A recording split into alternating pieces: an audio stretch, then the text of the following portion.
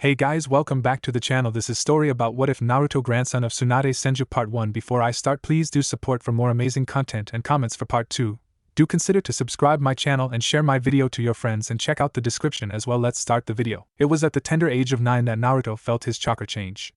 Change being an expressive term, of course. Chakra was far more complicated to explain. In simpler terms, chakra offered strange properties that most civilians would likely never experience. Ones that calmed and soothed you, stripping your body of most if not all physical weight. That could sometimes be avoided with rigorous training, but some were just born with it, like he. The problem was the endless desire his chakra had to change into something more. At first it had started as a minor cold, switching between coughs, shivers and uncontrollable wastes of half-digested ramen. It wasn't long before it had started getting worse, making him consider going to the Hokage directly about his illness. Sickness was a rarity for him overall, yet this had nearly crippled him. Then, after days of enduring, the symptoms just vanished from one day to another. It wasn't long before he started feeling like he could communicate with every living thing around him. Trees, grass, anything holding life and possessing a proper connection to the ground. He didn't know what to make of it at first, but it had increased his pranking success rate by a whopping 30%. Irika-sensei had never been more miserable. After his improved sense of nature and overall control of chakra, Naruto figured it had been some weird tantrum his network was putting up with. But oh, had he been wrong. Oddities had surfaced in him, the kind that made him feel somewhat nostalgic every time his feet were pressed against the ground. It had gotten to the point that he felt uncomfortable whenever he wasn't near a good patch of soil or a living, breathing tree. At some point, he had even started taking naps under trees much more frequently. He didn't know why he did it, it just felt natural, in an incredibly inexplicable way. Months after that, he started feeling like every living thing around him was an extension of himself.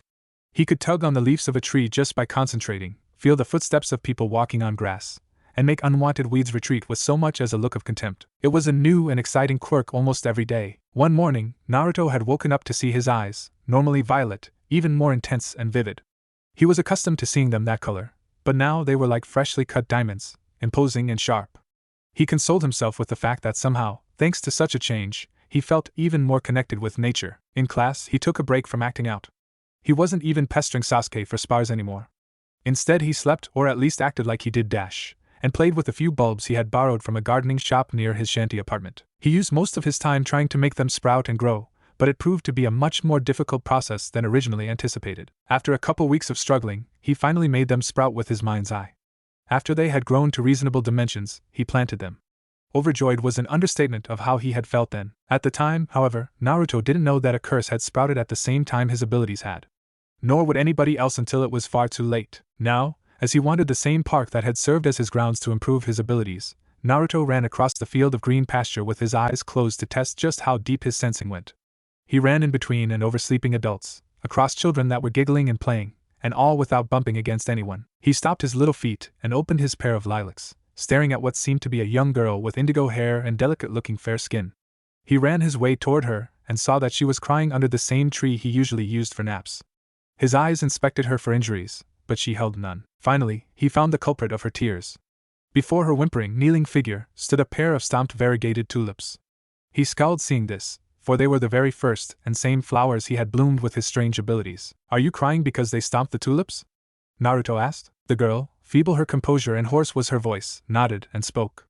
"Why yes, I have been coming over every evening to water them for the past 2 weeks. I wanted to take them to show and tell after they had matured enough, but somebody was mean to them and squished them. They're broken beyond repair now." She was the one watering them? He had wondered why the flowers were growing at an unusual pace ever since he planted them. "Show and tell? By any chance, do you mean the one tomorrow in the academy?" The girl nodded once. "Yes, but I won't be able to show anything anymore." Humming, Naruto sat next to the girl and stared at the decimated flowers. True, these flowers would no longer breathe. Even his uncanny abilities would be unable to fix something of such a caliber. He turned to her and saw her sadness materialize with whimpers and sniffles. He sighed and stood back up. "You must be in my class if you're having show and tell. Yash, I'll bring you some tulips to class tomorrow. Some even bigger than these, so look forward to 'em. Bye." After another minute of crying, Hinata looked over her shoulder and saw nobody there. That voice, she tinkered with the thought. Was that? No, that's impossible. After much hassle, Naruto finally managed to get a couple of variegated tulip bulbs. But since he had been running around for the better part of the evening, his exhaustion quickly became too much to handle. He decided to sleep it off and make the bulbs sprout the next day first thing in the morning. Naruto had underestimated just how tired he was, however, and had unsurprisingly ended up oversleeping. After a slurp from one of his random juice boxes, he rushed out of his apartment and paved way towards school. As he turned a corner, he patted his pocket to reassure himself that the bulbs were coming along with. Jumping over the academy's gate with a simple discharge of chakra, Naruto trekked on with all the speed his blasted short legs were capable of offering. After he flipped his way in through a window, he pressed on toward his classroom. Once reaching the appropriate hallway, the sliding door came into view and he wasted no time heading for it. He shot the door open and stepped in, grinning from one side of his face to the other. Safe. All annoyed eyes came to rest on the blonde, though none more annoyed than Irika. You're 40 minutes late and your shorts are unbuttoned. Exactly how are you safe, Naruto? Naruto fixed up his shorts and puffed his chest. He pointed at the girl shyly standing next to Irika. Because I wanted to get here before that girl was done with her show and tell. Look, he shoved his hand forward and opened it to reveal the pair of bulbs inside. I told you I would bring you tulips, right? Here they are. Naruto Irika's eyes resembled those of a parent seeing his child doing something foolish. I may not be much of a gardener, but those are definitely bulbs, I think. The concurring laughter made Naruto's cheeks rosy, but he merely stepped closer to Irika with his arms still outstretched. I know they're bulbs, Irika-sensei, but this is also my show and tell project, one that involves this girl too. I was gonna use something else, but this works fine. Oh, really now? Irika inquired with some snark. So you've made a friend, Naruto? Well, something like that. He portrayed the bulbs before the girl's eyes, unaware that her cheeks were growing redder by the second. Alright, now look at this, Irika-sensei. Eyes widened, chairs were flipped and gasps were heard as Naruto lifted one of his hands and started shoving chakra into the bulbs, forcing them to grow stems, ovules and petals. The latter parts stretched out magnificently until they could grow no more. The ovules, circular in shape, grew its separate anthers, and the stems were thin but in no way imperfect. Done! He claimed, its colors a perfect copy of his own eyes. He exhaled and relaxed his posture. Smiling, his eyes peeked at Irika in search of praise, and saw that instead of amazement, or anything around that venue, Irika was looking at him with shock and worry. Turning towards his classmates, he saw that they too were staring at him with more denial than surprise. Even the emotionless Sasuke was staring at him with broad, boggled eyes and with his mouth slightly agape. Naruto scrunched up his small face in confusion and muttered the only logical word in that situation. What? Tsunade was known for various things: the unwavering courage and strength she showed during the war, the beyond impressive bosom bestowed on her, and her hideous, seriously rotten luck. The latter of which she honestly couldn't stress enough. She suspected such bad luck was what gave fruit to the 3 greatest mistakes in her life. At the naive age of 18, Tsunade gave birth to the child of a man she cherished deeply, but knew could never pull off living like a proper father. Mistake number 1. She cared little, however, for she loved sweet little Minato more than her very life. He was the only thing she had done right. He was her support, her ray of personal sunshine, and the little bundle responsible for single-handedly ridding her of any and all vices. Yes, her love for him was that grand. It's possibly why she hesitated when he said he wanted to become a ninja, not to mention the Hokage.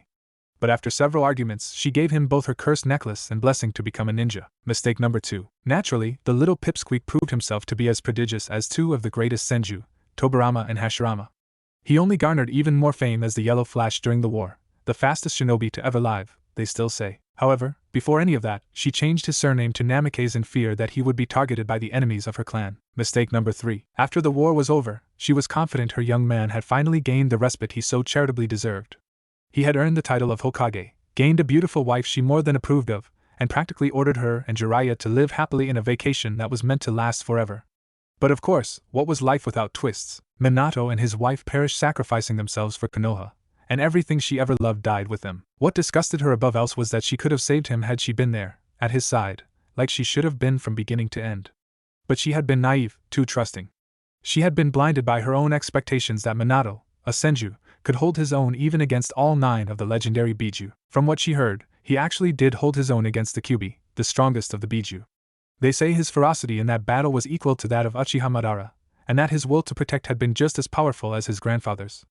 Unfortunately, that will to protect had been what ended his life in the end. It wasn't long before she found out Minato and his wife died protecting not just the village, but also their newborn, Uzumaki Naruto. For the past few years Tsunade had lived blaming Minato for her suffering, for leaving her to grieve his death.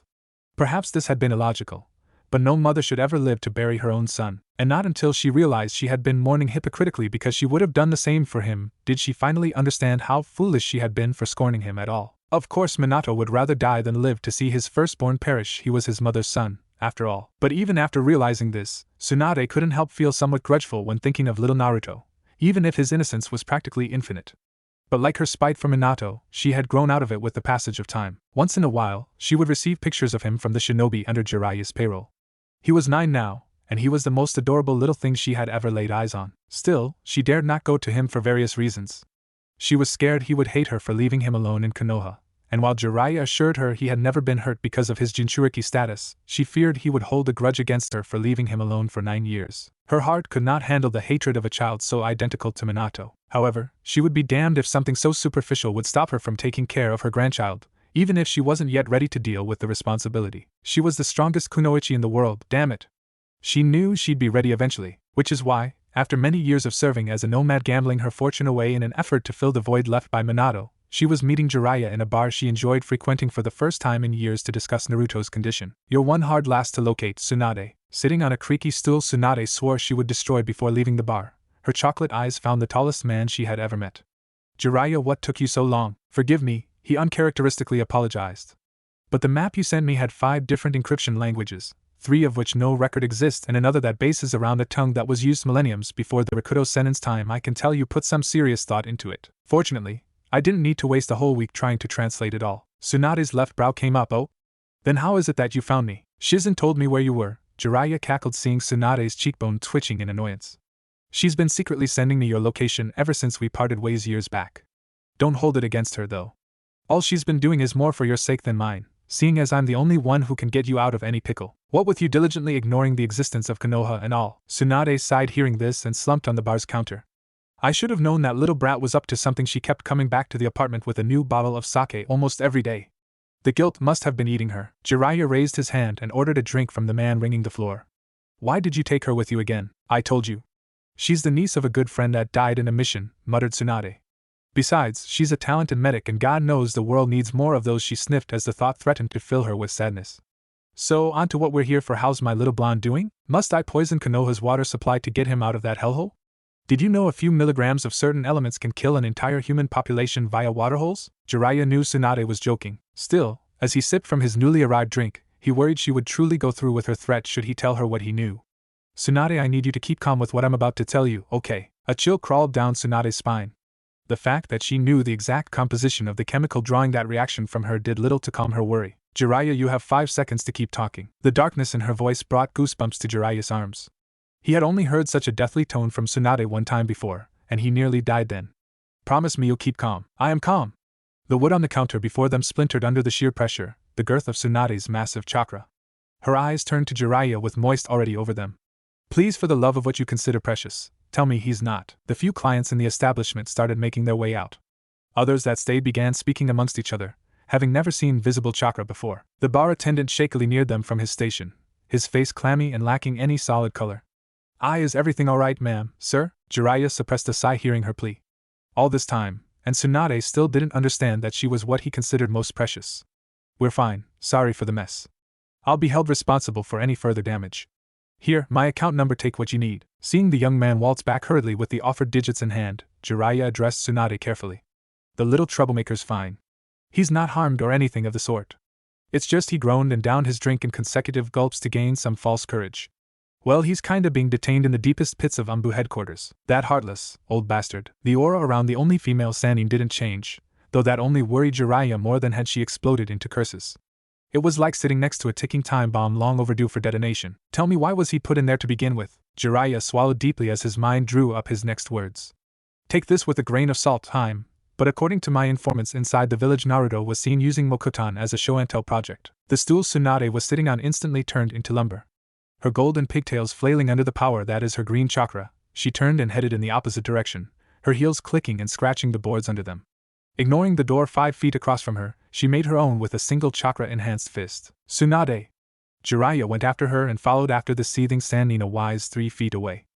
Calm down, will ya? Where are you even going? A growl crawled its way out of Tsunade's throat hearing such a foolish question. I'm going for my grandson. Where the hell else? Tsunade-sama. Shizen carefully landed behind Tsunade with Tonton in her arms. She too wisely kept her pace parallel to Jiraiya. I felt a giant tremor all the way from the hotel. What's going on? Jiraiya should have known this would be the outcome. Look, the political repercussions of you going in and attacking the Hokage's personal guard would be like putting a stamp saying S-Class Nuke Nin over your own forehead. It would be like telling the enemies of Konoha, a village your grandfather founded, that now is the best time to attack. Besides, even the old man wouldn't be able to go in and out of ANBU headquarters without losing an arm and a leg. Good thing I have 2 of each. Tsunade launched herself over the sapphire walls of the village and headed north, directly and without a doubt toward Konoha. Shizen groaned, but followed nonetheless. We left everything back in the hotel, Jiraiya cursed as he matched Tsunade's trail over the tree branches. I know what you're thinking, Tsunade. But his genes are invaluable to Konoha. They wouldn't so much as hurt him knowing what he carries. I feel the same way as you, but mid-jump, Tsunade grasped Jiraiya's robes and dragged him over her shoulder. Shizen gasped, Tsunade-sama. Tsunade grinded her fellow Sanin over the surface of the ground for a long quarter-kilometer, until the momentum stopped, coloring and injuring his back with grime and scrapes. She dragged him back up and crashed his much taller figure against a nearby tree, perfectly encrusting him into it. Her eyes brimming in tears, she separated his footing from the ground. Do you really? Because I don't remember seeing a single tear in your eyes when we buried our son. Minato knew you as a master, but not as a father. I raised him myself without your help, so how could you possibly fathom what it feels like to fear for the life of one's child? It is because Naruto has that bloodline running through his veins that I must go to him. Everyone, including you, see him as a sack of invaluable genes. It is because of that reason that only I can protect him. I see Naruto for what he is, a child. He's not a Senju, he's not an Uzumaki, he's my grandson. And I won't let you, Hiruzen, or the council even put a finger on his blonde locks. I will get him out of there and not you or Konoha will ever get a shred of his DNA, even if I have to die to ensure it. Jiraiya tilted his head when Tsunade's fist came very close to blowing it off. Seeing as she had given him more than enough time to react, she hadn't intended to kill him. Though the tree behind him was an entirely different story, the blunt truth behind her words filled Jiraiya with remorse. She was right. He remembered teaching Minato as his master, but he didn't remember acting as the kid's father. He saw and protected him like his son, but he never tried to make a connection with him out of his own fear of being a father, something he wasn't ready to be. Nor did his duty permit it. Not until the boy had turned into a man did he finally take time to be with him, to get to know him. But just like Tsunade, he lost him at the absolute worst of moments. Help me, Jiraiya. Her sudden plea caught the Toad Sage by surprise. He reassessed the woman holding him hostage, and no longer saw the imposing figure he was so accustomed to seeing. Before him stood a desperate, broken woman asking for his help. It took him a moment to realize that all this time, Tsunade had been struggling to get those words out. Tsunadeheim. Please. Tsunade released him and pressed her forehead against his chest, tears streaming down her chin. Let's not make the same mistakes we made with our son. Hearing her say that was more than enough for Jiraiya to fight the entire world should it prove necessary. Redemption, family, all of it was knocking on his front door. And not even his loyalty for the leaf would stop him from answering. Forget it, not again. Konoha, Hokage's office. Aside from the outside impression he naturally gave, Sarutobi was not a very patient man, as he made obvious in the last couple of days. When they burst into his office with news of that boy using one of the most powerful bloodlines in history during a show and tell no less dash, he proved his lack of patience when he acted with more haste than careful coordination. All kidding aside, the boy had not made it halfway to his office without being attempted against by unknown parties 5 times. 2 of those times had not been to kidnap, but to separate his little blonde head from those shoulders. The only reason he made it unscathed was because Kakashi had been part of the ANBU team aiming to secure him. And even when inside his office, Sarutobi doubted the boy had felt anything but safe when over a dozen meat shields courtesy of the ANBU had surrounded him. Now he was heading into an emergency meeting he called into order, with every and all top dogs in Konoha, and by extension, the Land of Fire. Yes, even the daimyo. Old piece of worn rubber, how bad does he want a descendant of the Senju? Did you say something, sir? Nothing, he assured his assistant, his pace quickening. Suki was her name, a little younger than he.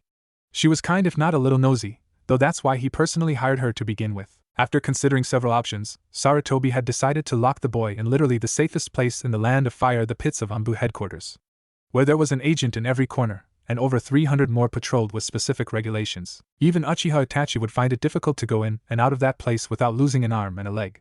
He sneezed and his assistant muttered a barely audible bless you. Perhaps somebody had the same thought. Some may call his actions a little excessive, but he would not take risks when it came to little Naruto's life. The child had suffered enough as it is. He was not ignorant to the way his teachers abused of their power, and how the other children constantly used him as a scapegoat for their parents' foolishness. In fact, he recalled threatening some of those parents, if his memory served him well. He reached the double doors holding the meeting room and his assistant grasped the handle, opening it and allowing him to enter. Holding his hands behind him, like a proper political figure, Sarutobi eyed what was Konoha's major players. The Hyuga, the Aburame, the Nara, every clan head in Konoha was sitting around a rectangular, wooden table, and at the head of the table sat the most powerful man in the Land of Fire besides himself, of course the daimyo of their esteemed nation, and Konoha's greatest economic benefactor. Pissing him off was like purposely disclosing all secrets Konoha held in its vaults. They would be ruined, basically. Suna was a prime example of what happens when you piss off a daimyo. Sarutobi dutifully took the seat at the remaining head. Daimyo-sama. The old, crook-looking daimyo accepted his greeting with a nod of his head. Hokage-sama. Sarutobi knew the distance separating them was respectful, but tension was stronger in expected gesture when two men of equal governmental power sat across from each other. The daimyo looked foolish at first sight and gave the impression that he couldn't even eat on his own, but he knew this man was the king cobra among the den of snakes he helplessly found himself in. He had to be if he was the one who won the royal throne from a family of 8 brothers and 6 sisters. He mustn't be underestimated. Now then, he hardened his voice and tethered his fingers before him. We all know why we're here. No? Inazuka-tsum, the head of the Inazuka clan, inquired with some of her trademark sass. The news is the gossip of the whole freaking village. Everywhere I go, I hear that boy having something which had been thought lost forever. How is it even possible that the child has something so invaluable to begin with? Such facts are irrelevant, argued the Hyuga head Hayashi. What matters is what we are to do with such a precious mineral. Naruto isn't an object. Shikaku Nara growled to blur his distaste. What we should be worrying about is figuring out how we're going to protect him. According to Kakashi, the kid was attacked 5 times from the academy to here. And it's 2 blocks away, for Kami's sake. Perhaps we should also be worrying about national security, said Aburame Shibi. Why, you ask? Because the influence held by the spy network of our enemies is so organized, it took little to mount an assassination attempt 1 hour after it being known what the child has. It is obvious something is fundamentally flawed with our counterespionage division. Chozen nodded his agreement. It is too far a coincidence, I agree. Where exactly was Jiraiya-sama in all of this? It's not Jiraiya's fault, Sarutobi quickly intervened. It is no secret our power has dwindled ever since the Kyuubi claimed nearly half of our forces 9 years ago. We have yet to heal from the blow we received that day, and Jiraiya, despite being a Sanin, can only do so much with the distributed forces. Nobody is blaming Jiraiya-sama, Sandaime-sama, Inoichi Yamanaka assured. We are all well aware of our situation. Personally, I believe we should be thinking up ways of securing Naruto's safety at all costs, since we can't leave him in the ANBU's cages forever. He harbors what is arguably one of the most powerful bloodlines in history. Is everybody here only interested in the boy's latent abilities? The daimyo's question in a shinobi-affiliated matter was a rare and precarious thing, but his tone made it clear he expected no disinterest in his words. My father, my grandfather, my entire family owe Shodaime-sama everything. If this child is indeed a descendant of that man, then I have no intention of allowing anybody to treat him as anything less. Yet you have him jailed. Hayashi awkwardly cleared his throat and addressed the man like he was deserving, with respect. Apologies, Daimyo-sama, but it is much more complex than how you entail it. Really? He asked, almost mockingly. The only complex matter I see are the intentions nearly half of you came here with. Tell me, why is it that I feel you all wish to protect the child, but under the banner of your clan? What for? Prestige? Honor? Power? Because frankly, I doubt any of you would do it out of the kindness of your heart. This is bordering on insult, Danzo carefully pointed out. Ah, the daimyo smirked. One shouldn't feel insulted unless some truth lurks behind the accusation, Shimura. A poof of smoke before the Hokage halted all further conversation. Sarutobi tensed, but relaxed seeing a red toad lurking behind the smoke. Ah, Kosuke-kun, huh? What news do you bring? Kosuke saluted and adjusted the goggles over his forehead. Sarutobi-sama, I have a high-priority message from Jiraiya-sama. I see. He relaxed back into his chair and gestured for the summon to elaborate.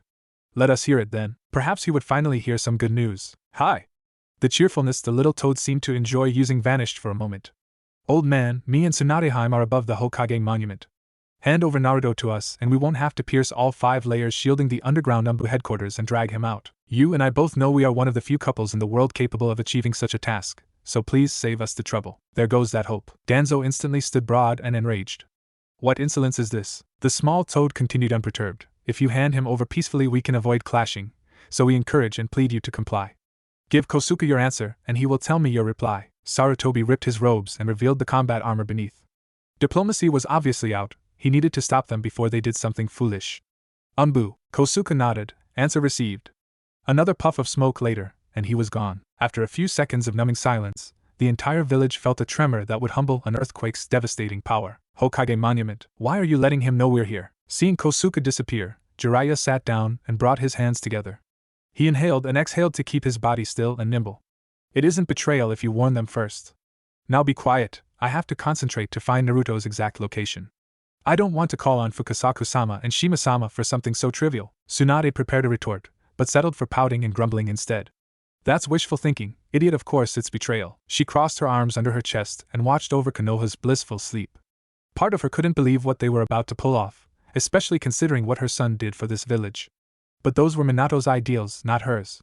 She wouldn't sacrifice herself for them. The only person she would sacrifice herself for was being held prisoner, under the ANBU's authority. Naruto was the last remaining fragment of her son, of her family's essence. She won't allow anybody to sully that still pure and innocent slate. Not with that sick warmonger, Tenzo, close enough to manipulate him into a merciless weapon of mass destruction. She would sooner slit Konoha's neck herself than allow them to use Naruto like they did his father. The Senju clan had been more than charitable already. Found him, Jiraiya stood. Kuchiyos no Jutsu. A giant plume of smoke engulfed Tsunade and he. Below them appeared a giant, magenta-colored frog with black markings on his face and a Sakazuki shield strapped to his back. Ken-san. I need you to jump as high as you can. I'll do my best. I just hope my clumsiness will not surface. Ken sprung upwards and with little restraint, at speeds only a shinobi would be able to hold on. Tsunade wasn't overwhelmed by the sheer force being applied to her body, but she did feel enough stress to drop to a single knee. I'm surprised the Toads will support you in what we're doing. The Toads made an allegiance with Konoha because of me to begin with. Jiraiya sought to communicate back. I discussed my intentions with Gamamura-sama, Tsunade. He said that Naruto may be the child of prophecy. He's the one who will end this world of conflict, not Minato. And he can't do that from the pits of ANBU headquarters. Tsunade nibbled on her lower lip hearing this. Naruto, you're still but a child, and already she shook her head and rid herself of such thoughts. Do you have the exact location of where he is? Their ascent halting, Jiraiya stood like he wasn't floating hundreds of feet in the air. We're right above him. If we go in from this angle, he pointed at the lawns of the Hokage mansion. We should be able to get to him without injuring as many agents as opposed to going in jutsus blazing. Though, precision-wise, that's up to you. I'll just be following. Good. Tsunade slammed her fist against her palm. As she released her strength of 100 seal, entrails of dark tint painted her forehead and face. They crawled their way down, until even her arms and chest were marked as well. You'd only be getting in my way otherwise, TCH, Jiraiya playfully moped. You only act tough when you start using that overpowered seal of yours. A small cloud of smoke appeared next to him.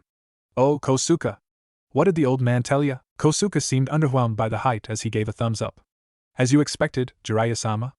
Hokage-sama has started mobilizing his ANBU. No surprise there, good work, Kosuke.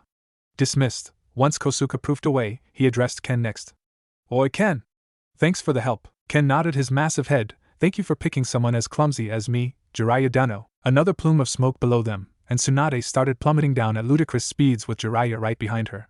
She reeled her fist back, unmindful that such an act had accidentally, ended up slapping Jiraiya. Chakra pulsed and overwhelmed her small fist, until streaks of green lightning were being left in their trail. The memories of her youth with Minato played bells in her mind, and the pictures of Naruto running away paintbrush in hand only helped enhance that feeling further. Her heart healed another crack remembering the first time she had seen Naruto, his mystic eyes and his golden hair. His feats were so symmetrically aligned to his parents, so alike, Tsunade refused to believe any other life form could come so close to perfection. He was a Senju, just like his father, and just like her. I was the best mother I could be to your father, Naruto. I loved your mother just as much, and I made a mistake holding you responsible for their deaths, even if only for a moment. She bit her lips and drew blood, but the injury healed at the same speed she was moving, nearly instantaneous. I won't let them take a single speck of your blood. ANBU headquarters, lowest floors. It's so empty. Naruto hated this place. Balled into a corner, he dared to peek over his knees just to see the classic metal door. The room was barely big enough for him to lie down and sleep. Below he felt no dirt, no grass, only cold, unforgiving concrete. Under the door, he could make out the lumps of several shadows. This meant his guards had yet to move even once throughout the duration of his 2 days in their custody. It's so cold. Tears sprouted in the corners of his eyes, but that was no longer an enigma. The old man had told him this was for his own safety, that it was necessary, but he no longer knew what to believe. There was no speck of dust in the air, it all ran heavy with the stench of sterilizing liquids. He felt so vulnerable, feeling that there was no earth anywhere. He felt sick to his stomach, sensing there wasn't a single, natural living thing in the entire building. He was in a cage made out of solid, lifeless concrete. He no longer had the courage to ask to go to the bathroom. Last time he asked, all he received were shouts and curses that fazed him little, but had slowly started chipping down his bravery. All he could do now was suck it up and hold it in. It's so empty. Yet again tears made rivers down his whiskered cheeks. He hugged his knees closer to retain some warmth, but it helped little. Above him dangled a single light bulb in wires too naked to be considered safe, as if hinting at his own sense of vulnerability. It's so cold, I don't want to be here. Please, anyone. An incredibly powerful boom echoed in his ears, one that commanded the attention of the stainless diamonds within his eye sockets. He stared at the door, and the power gave out. He heard shouts, words that Irika-sensei had told him never to use, and explosions of minor degree right after. The light returned in flickers, one so sudden he could barely make out the door. Then silence. He whimpered once the power gave yet again, this time for good.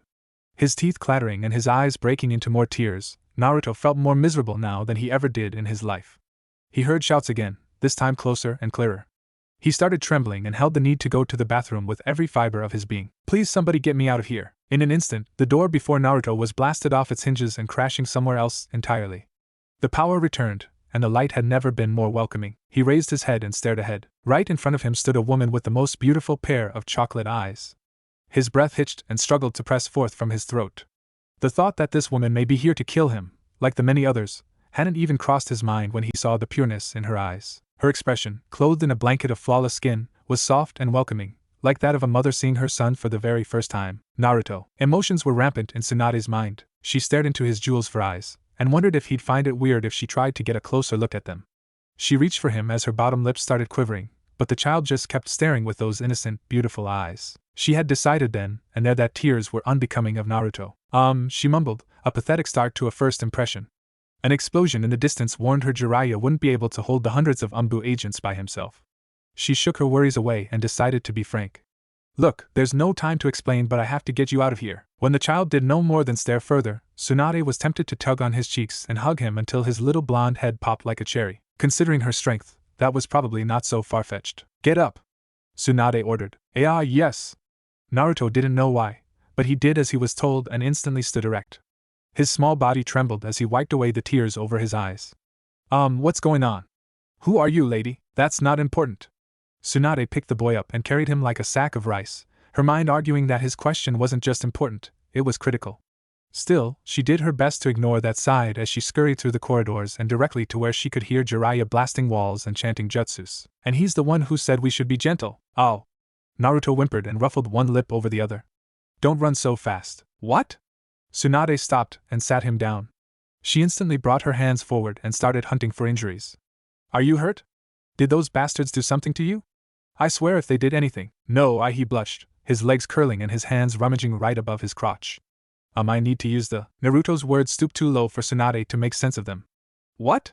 I can't hear you. I need to go. Tsunade frowned. Go where? Naruto blushed. To go. Go where? The bathroom, geez. Oh, she probably looked very foolish right about now. After locating a bathroom where Naruto could do his business, Tsunade waited outside the door whilst tapping her fingers on her crossed arms.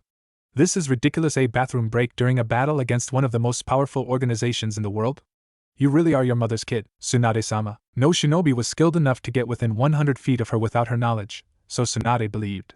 But apparently, as she dropped into her stance and saw who had called her, such honed skills seemed to be easy prey for this man's ability. 50 feet down the hallway stood Kakashi of the Sharingan. You've made a really scary name for yourself, Kakashi. Your technique has improved a lot too. Tsunade didn't need him to take that creepy mask off his face to know it was him. She smirked, the bones in her hands adjusting as she clutched them fiercely.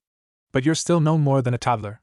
You know you can't win against me. I've yet to meet a man that can, ma'am. Kakashi removed his animal mask and held it next to him. Are you sure this is the best for Naruto, Tsunade-sama? Even if you do somehow make it out of here, you know well the consequences you will face with Konoha against you. Are you willing to lose it all just for him? Tsunade dropped her stance, realizing the young man had no intention of fighting. Unlike everyone in this village, I don't see Naruto as a tree that will sprout scent just like apples. You're one of the rare few who know of my relation to him, Kakashi. So either get out of our way or get ready to have most of your bones turned to dust. I'm game for either or. Kakashi's bangs of silver hair hid his distinctive eyes. Nevertheless, the wrinkles forming where his mouth should lay, said the young ANBU captain was smiling. I loved Minato-sensei like a father. He was all I ever looked up to, he was my goal and my friend. The day I lost him and Kushina-san is the day part of me died. I looked to Naruto as the last remaining star in my sky, one I could never reach and protect because of my own cowardice. Kakashi placed the animal mask over his face, the one that had saved and damned him, all to hide what welled in his eyes. He started walking towards Tsunade, but his shoulders held no intention of combat. I ask for your forgiveness, Tsunade-sama. I've used you to do something I was not strong enough to accomplish, save Naruto from his loneliness, and give him the life he deserves. Tsunade felt for the boy. Not just because she sympathized for his lack of strength, but because he too lost everything to this lifestyle. As Kakashi strolled by her with his hands shoved away, Tsunade remembered that Jiraiya had never mentioned just who was the one sending her the pictures of Naruto. Her eyes widening, she turned around. Kakashi, it was you that dash. The solemn copy ninja was gone. Only a couple of dangling leaves from a body flicker remained. Minato had once told her just how grand of a genius one of his students had been. But as she watched the assortment of leaves twinkling and seething their struggle against gravity, she realized that this brat didn't just have genius in him, he also had the manipulative abilities of a born Kage. Naruto stumbled his way out the bathroom door trying to button up his little shorts. Come on. I hate these things. They never do what I tell them to do. Oh, for the love of, she kneeled before the child and pulled on his shorts. You have to pull them up a little further. These are way too small. Who bought them for you? Naruto stared at her strangely and said, Bought them? I stole them. Did you now? Tsunade sneered. Oh, me and you are gonna get along real well. And it's not em, it's them. I won't have you abbreviating in front of me, ya hear? Naruto swallowed. Why yes, ma'am. There, she retook Naruto under her arm and started running at full speed. They had wasted way too much time on shenanigans. As they got closer and closer to the sounds of battle, Tsunade could clearly feel how Naruto's body started trembling like he was suffering from hypothermia. Hey, she called for him, and his eyes met hers. She grinned, don't worry. I won't let anything happen to you. I promise. Seeing her eyes sparkle so strongly with confidence, Naruto had never felt safer and so protected. Nodding his head, he accommodated himself into her embrace. He dug his face into her neck and twirled his arms around it, her own arms encircling him so he remained steady. Naruto sighed in relief. Why, she smells so nice. Tsunade could remember clearly the times she had held Minato just like this. His slim, petite body, his curls of blonde hair tickling her neck, and the strength in which his small arms wrapped around to show affection. A tear made its way into her eyes, wondering how she could be foolish enough to wait so long to claim this feeling. It scares me just how much I love you already, Naruto. Turning yet another corner, Tsunade finally saw Jiraiya behind a mud wall a few feet away from the holes she had made on the various roofs. Dodging a few kunais in her way to him, she slid and took shelter behind the defense jutsu. Jiraiya, we're here. How are you faring? You kidding? Jiraiya grinned as his eyes sparkled like newborn stars. There isn't an army on earth that can stand against the gallant Jiraiya, conqueror of lands and lover of female underwear. When Tsunade giggled, Jiraiya gawked. She had never laughed at one of his perverted jokes before. You found that funny? Tsunade rolled her eyes. Of course not. I just heard Naruto grumble something about smelling a pervert nearby. Seeing the smile and glow about Tsunade, Jiraiya found himself smiling too. I see he's got a good nose. Falling to a serious demeanor, he turned to the matter at hand. They have us surrounded from nearly all sides, and you can bet there's a team heading around to try and flank us. They've long started using explosive tags and jutsu, so you should let me head out first to serve as a distraction. Maybe we should use the other EXI. An ANBU came from the right side of the wall, another from the left. The first sent a kick for Tsunade, and she had no other alternative but to turn and allow the attack to meet her back, preferring to receive the damage in Naruto's behalf. She crashed against the mud wall face first, but immediately turned and attacked the agent's chest with her own leg, shattering the armor over it. Jiraiya too saw his assailant's aim was to kick him, but he had no need to protect anyone. He caught his enemy's leg and flung him towards the mud wall. His fist, hard and overwhelmed with inertia, crashed against the ANBU's chest, piercing the armor with ease. No time to change plans, Jiraiya declared. Tsunade, I'll make you a 5-second window. You get him out of here. All right. Using his wild lion's mane, Jiraiya covered himself and used his steel-hard hair to jump across no man's land while absorbing the impact of kunai's, fire jutsus, and explosive tags. He stood in the middle and withstood the assault of over 100 ANBU agents. He sprung through seals and breathed in fire release. He unmeshed the top of his hair jutsu. Fire bullet. Aiming it directly where their entrance was, Jiraiya unleashed his molting fire straight for the surface, forcing every agent around the various holes to scurry back before facing severe burns. He turned towards his fellow Sanin with his hands preparing to boost her. Tsunade, move! Naruto, keep your head down! Tsunade held the boy close and ran straight for Jiraiya. She pumped her legs with refined chakra and used Jiraiya's hands as a springboard. I'd better see you up here next? Jiraiya watched her take off and make it out of the death pit with little difficulty. Dread quickly drained his face of any positive emotion, feeling the crumbs of natural energy telling him just what was on the surface. Tsunade!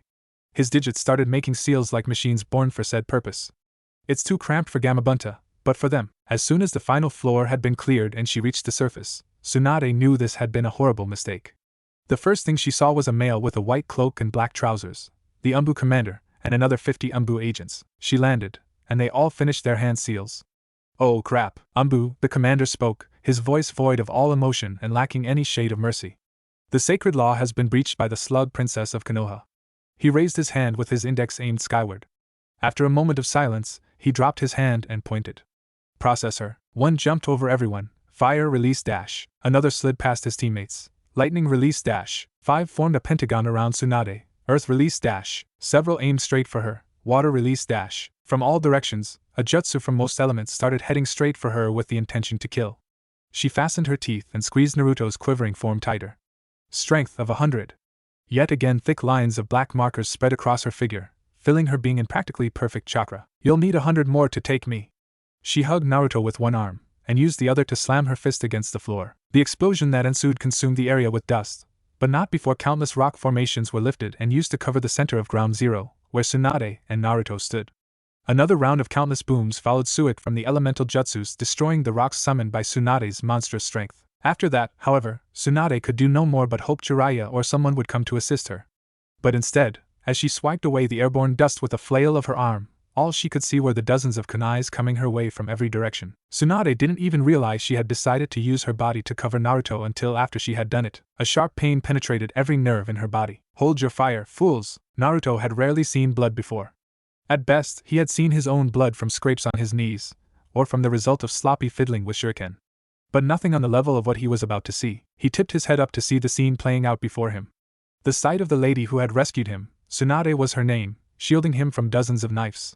He assessed her further and saw kunais in her arms, legs and back, all of which had drawn blood and had started tearing down her body. Why?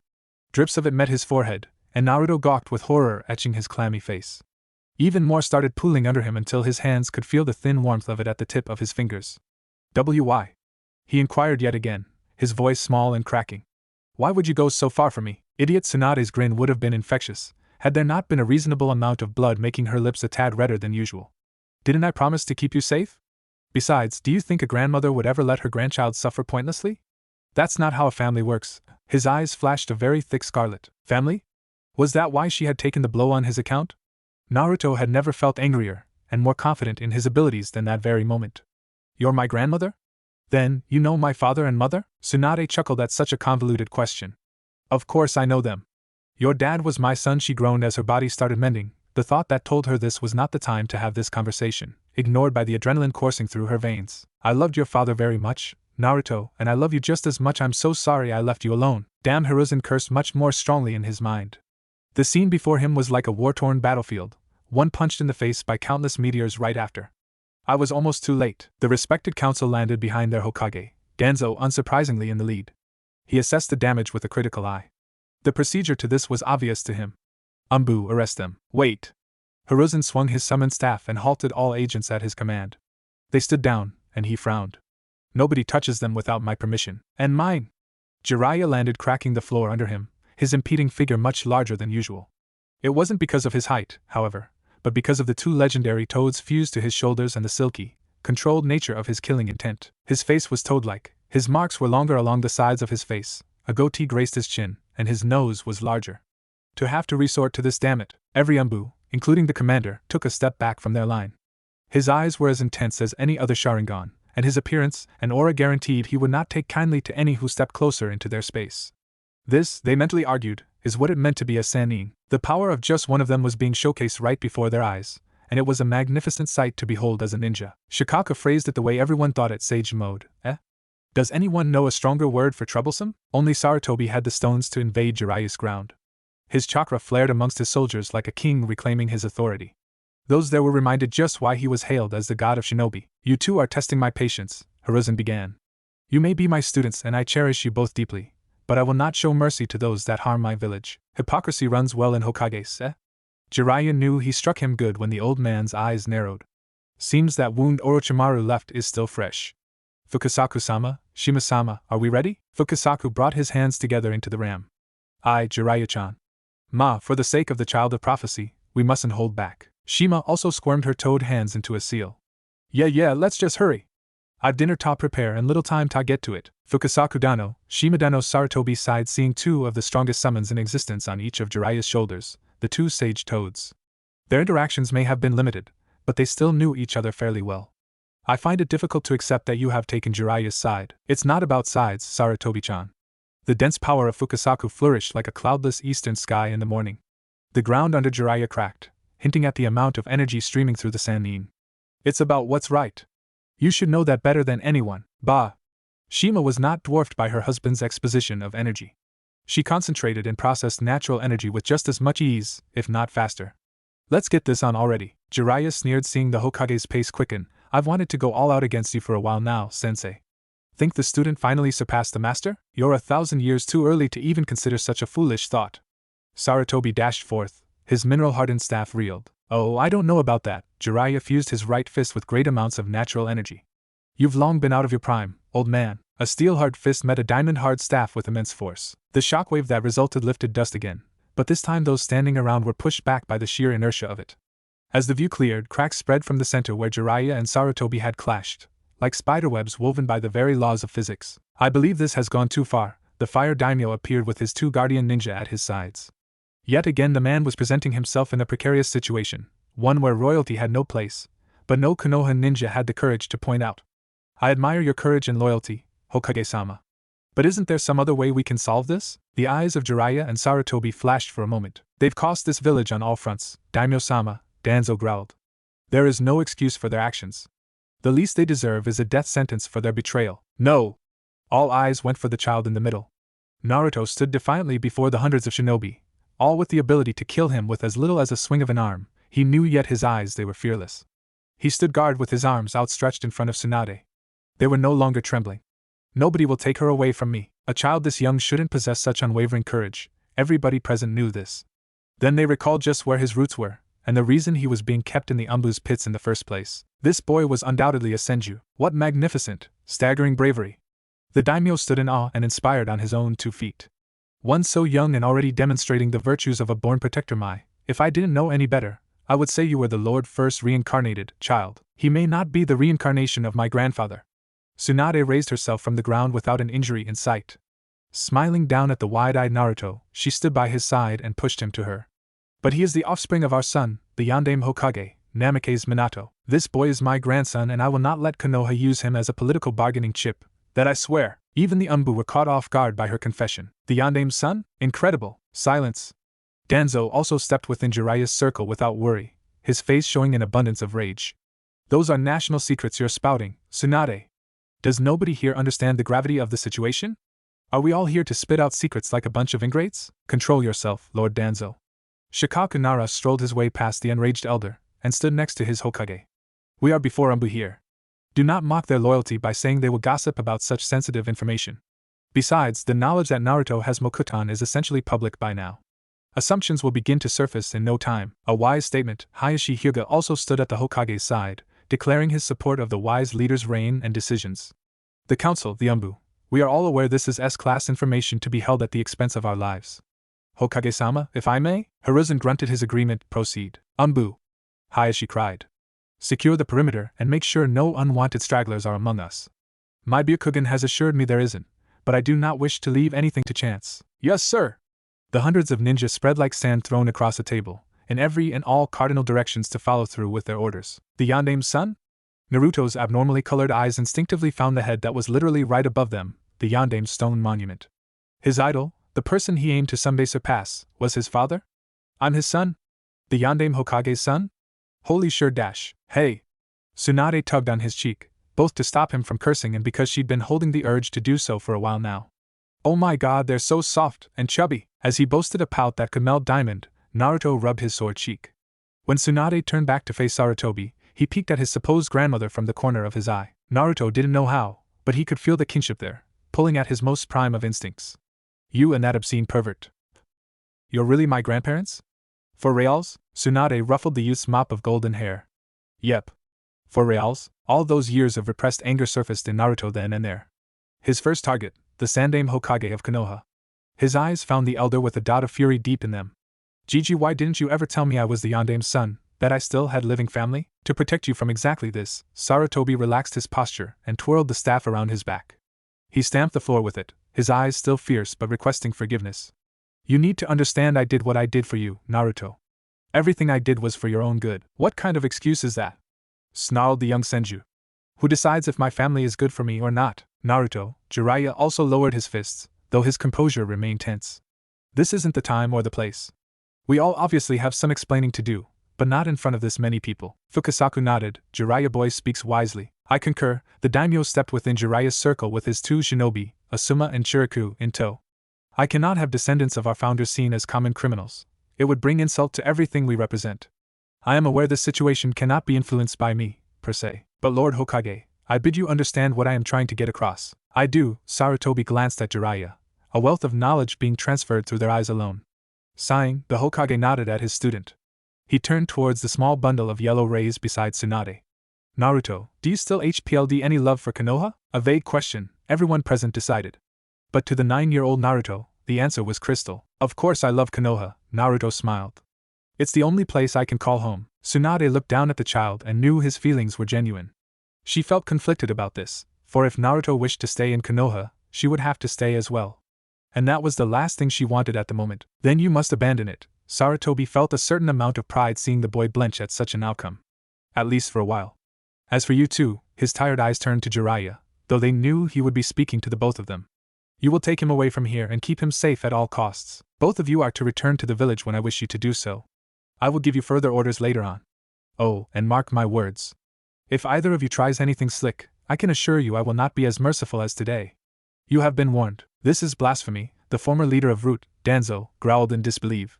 They basically destroyed ANBU headquarters, made a mockery of the Hokage's power, and now you're letting them get away scot-free with the Jinchuriki? Have you finally gone mad, Hiruzen? What makes you think you have the authority to get away with this? As he eyed Danzo from the corner of his withered eyes, Sarutobi made something abundantly clear. I am the Hokage, he proclaimed, his aura pulsing as if to rectify such a status.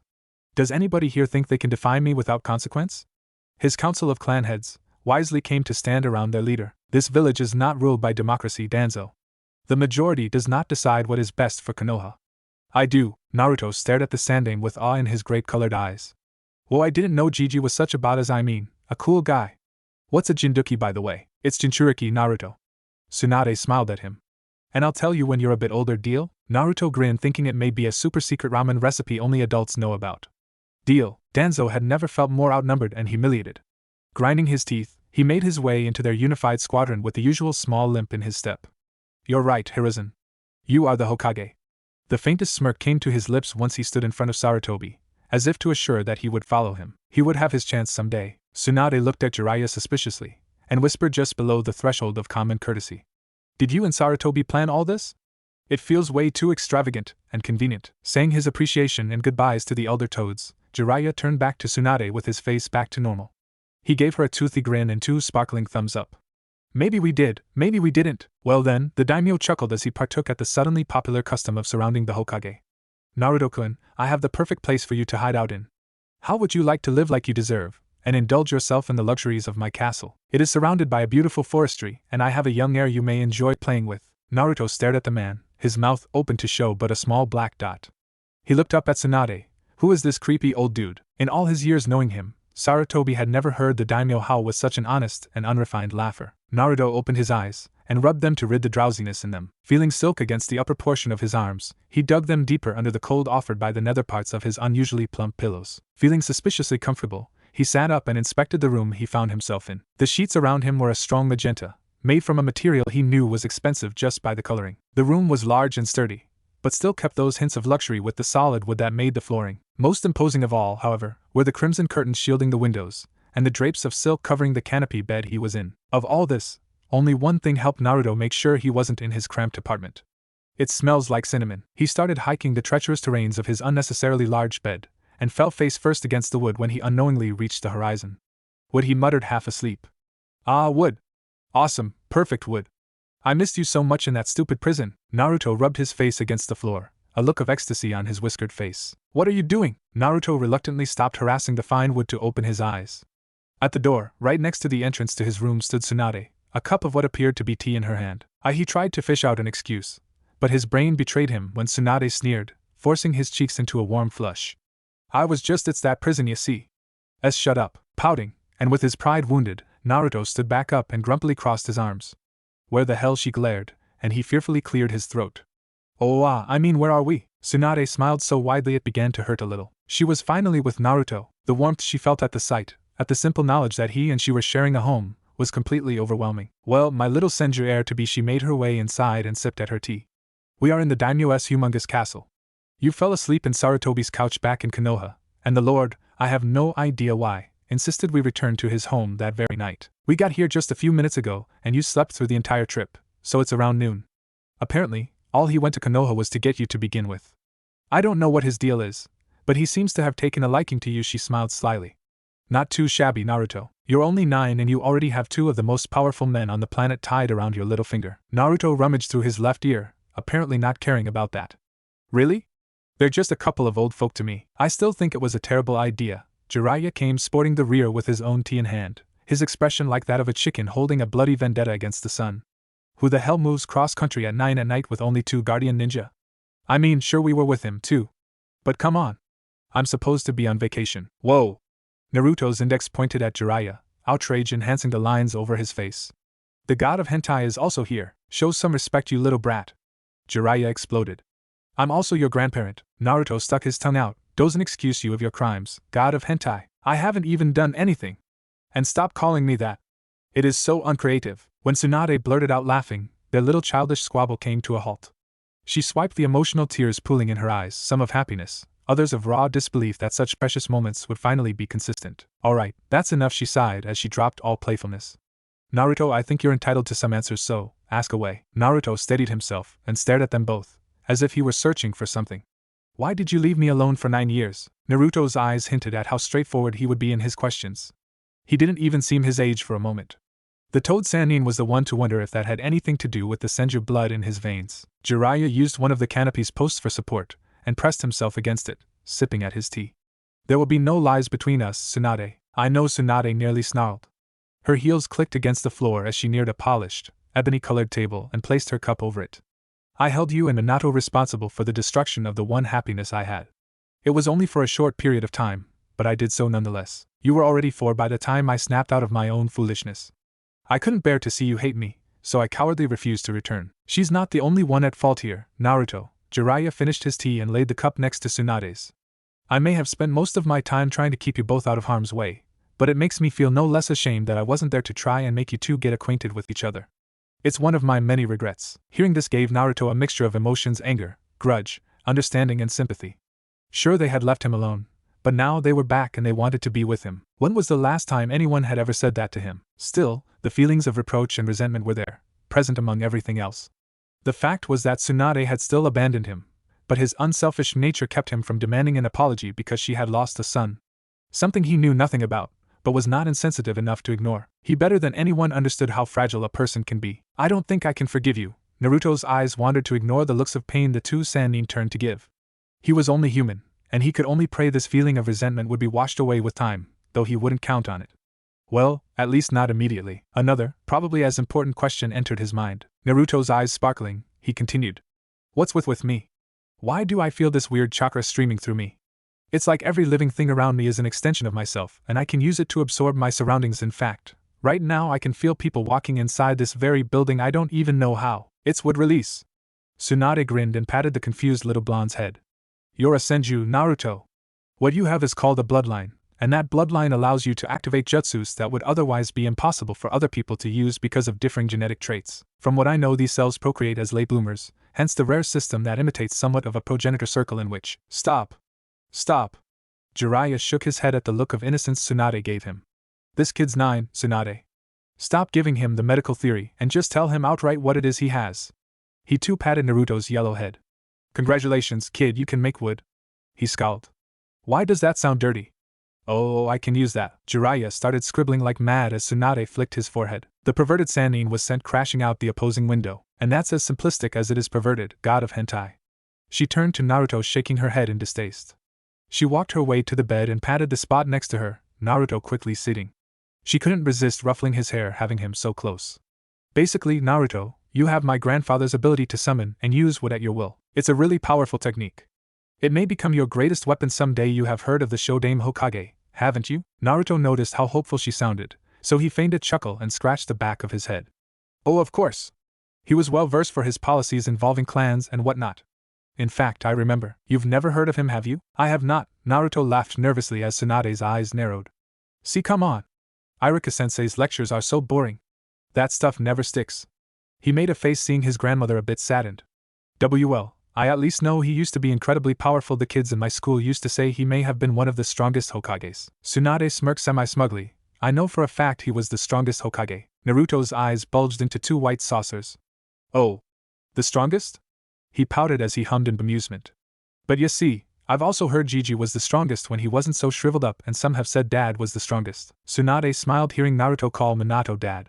It filled her with a warmth she couldn't very well explain.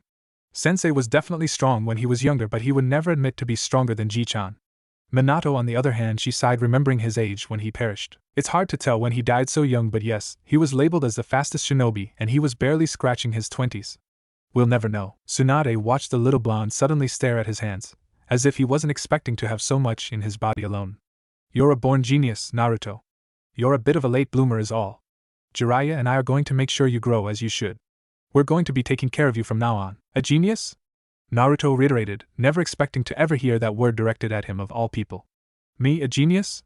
But that would mean I'm meant to become a seriously awesome ninja, you know? That's right, Tsunade confidently claimed. She giggled internally hearing the small lisp that reminded her of Kushina. You shouldn't sound so surprised. You'd be surprised how many people would consider you a prodigy with your Mokuton alone. Naruto was seriously starting to consider his ability as something more than just some special quirk. Mokuton, huh? Naruto lifted his hand and beckoned his chakra to focus at the center. As the simple thought of Mokuton came to mind, a thin branch started making its way upwards, until he ceased the flow of chakra. Unaware of the female Sanin's stupor, he grinned and showed Tsunade what he made. Look! I really did make wood. Ugh, it was Jiraiya's fault she was hearing it too. As Naruto walked through the lonely, but luxurious hallways of the daimyo's castle, he came to the conclusion that this palace was way too big. He ended up having to depend on his recently discovered abilities for guidance. Thankfully, he could do so in a relatively easy way, just by concentrating and clearing his mind. He still felt annoyed at the sheer size of it, though. Another thing he couldn't get used to was the way the workers of the palace seemed to enjoy calling him by Naruto-sama, this Master Naruto that he had never been titled with so much respect before, and to be honest it felt weird. Maybe it had to do with the fact that he was more often than not addressed as an object by the majority of Konoha's populace, not a person. After pointless droning, Naruto found himself doing things a kid would do, finally growing bored of running away from the castle's servants, who had been trying to make him eat with everybody else. He found the outside, where a plethora of trees awaited his antsy hands. He wouldn't be the only child missing, though. If the hysteric cries he heard from the maids were true, the daimyo's young heir had also been missing for an hour or so.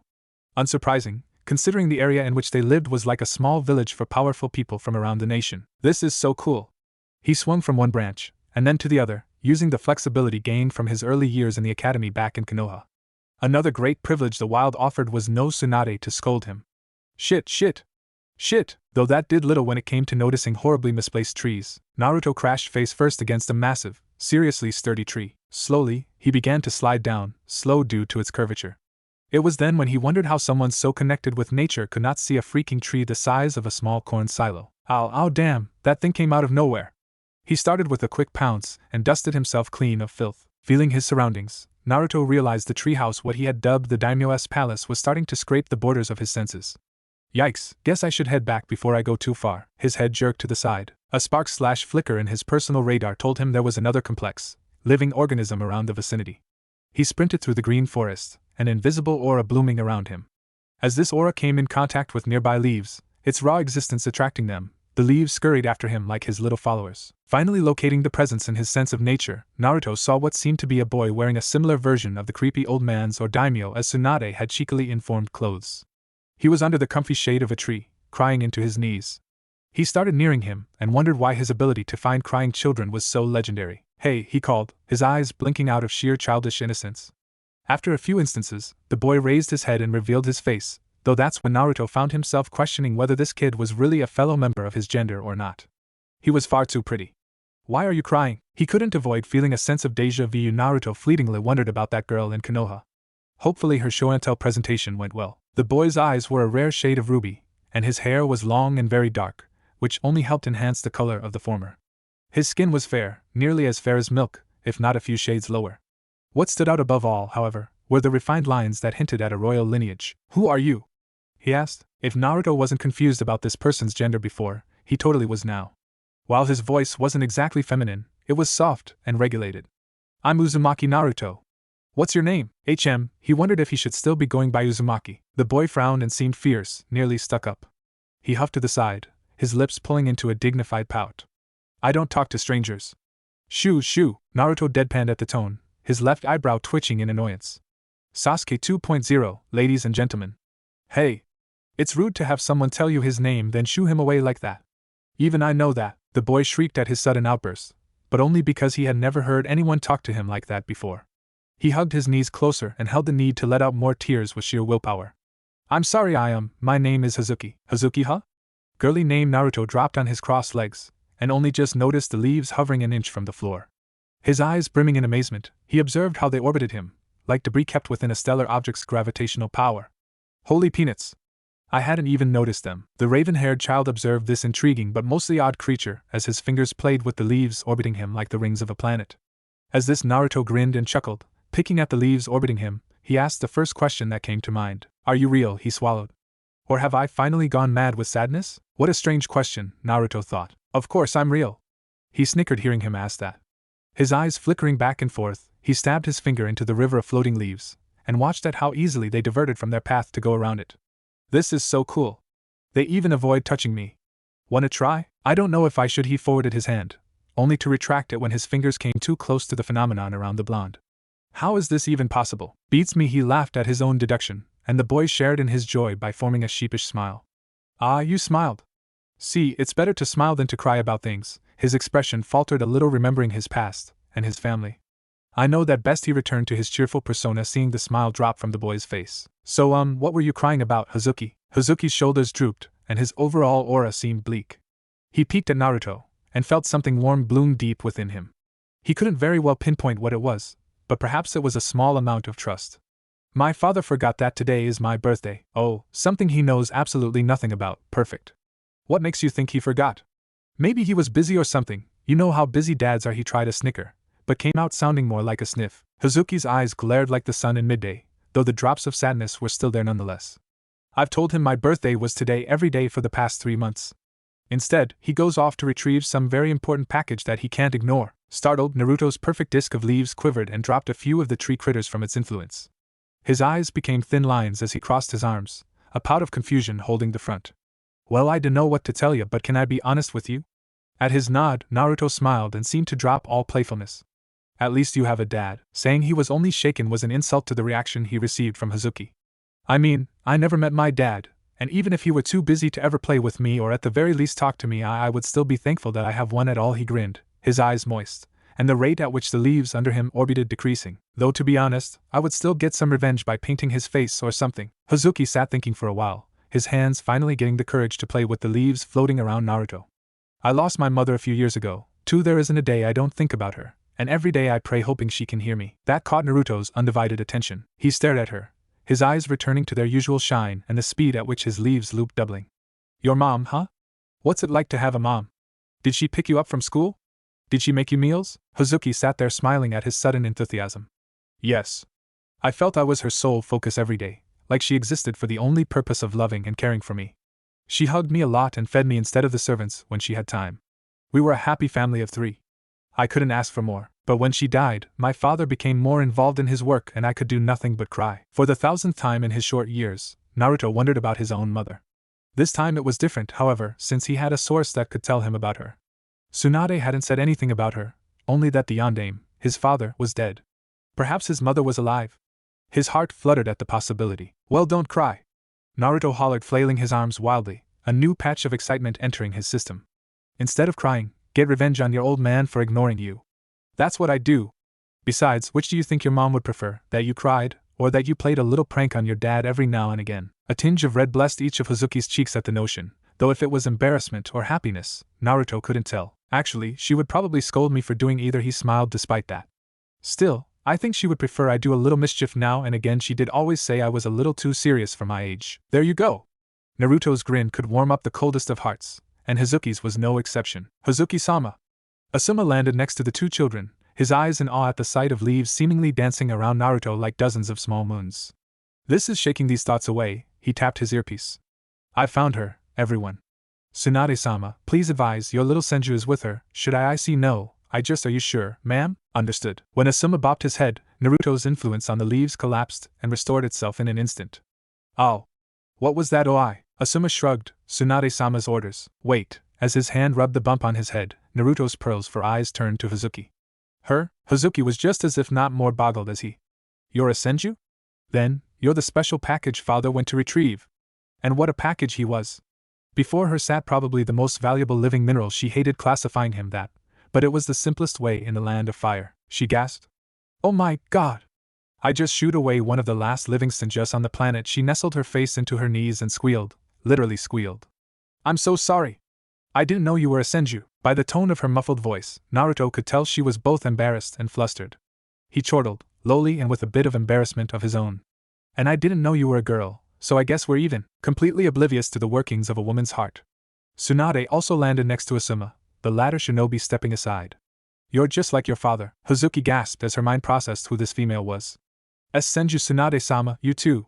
What is going on? Tsunade's eyes followed Asuma's line of sight, and her cocoa-colored eyes dilated to demonstrate surprise. What is this? Naruto, why are those leaves acting like that around you? The grin over Naruto's lips was jovial and full of life. Dunno. This is the first time I've ever seen it since I gained my Mokutan. I guess they're starting to like me. Such a simple explanation was completely ludicrous. So were the thoughts of the only two adults present. Asuma interrupted again by addressing Hazuki. Princess, you mustn't wander alone like this.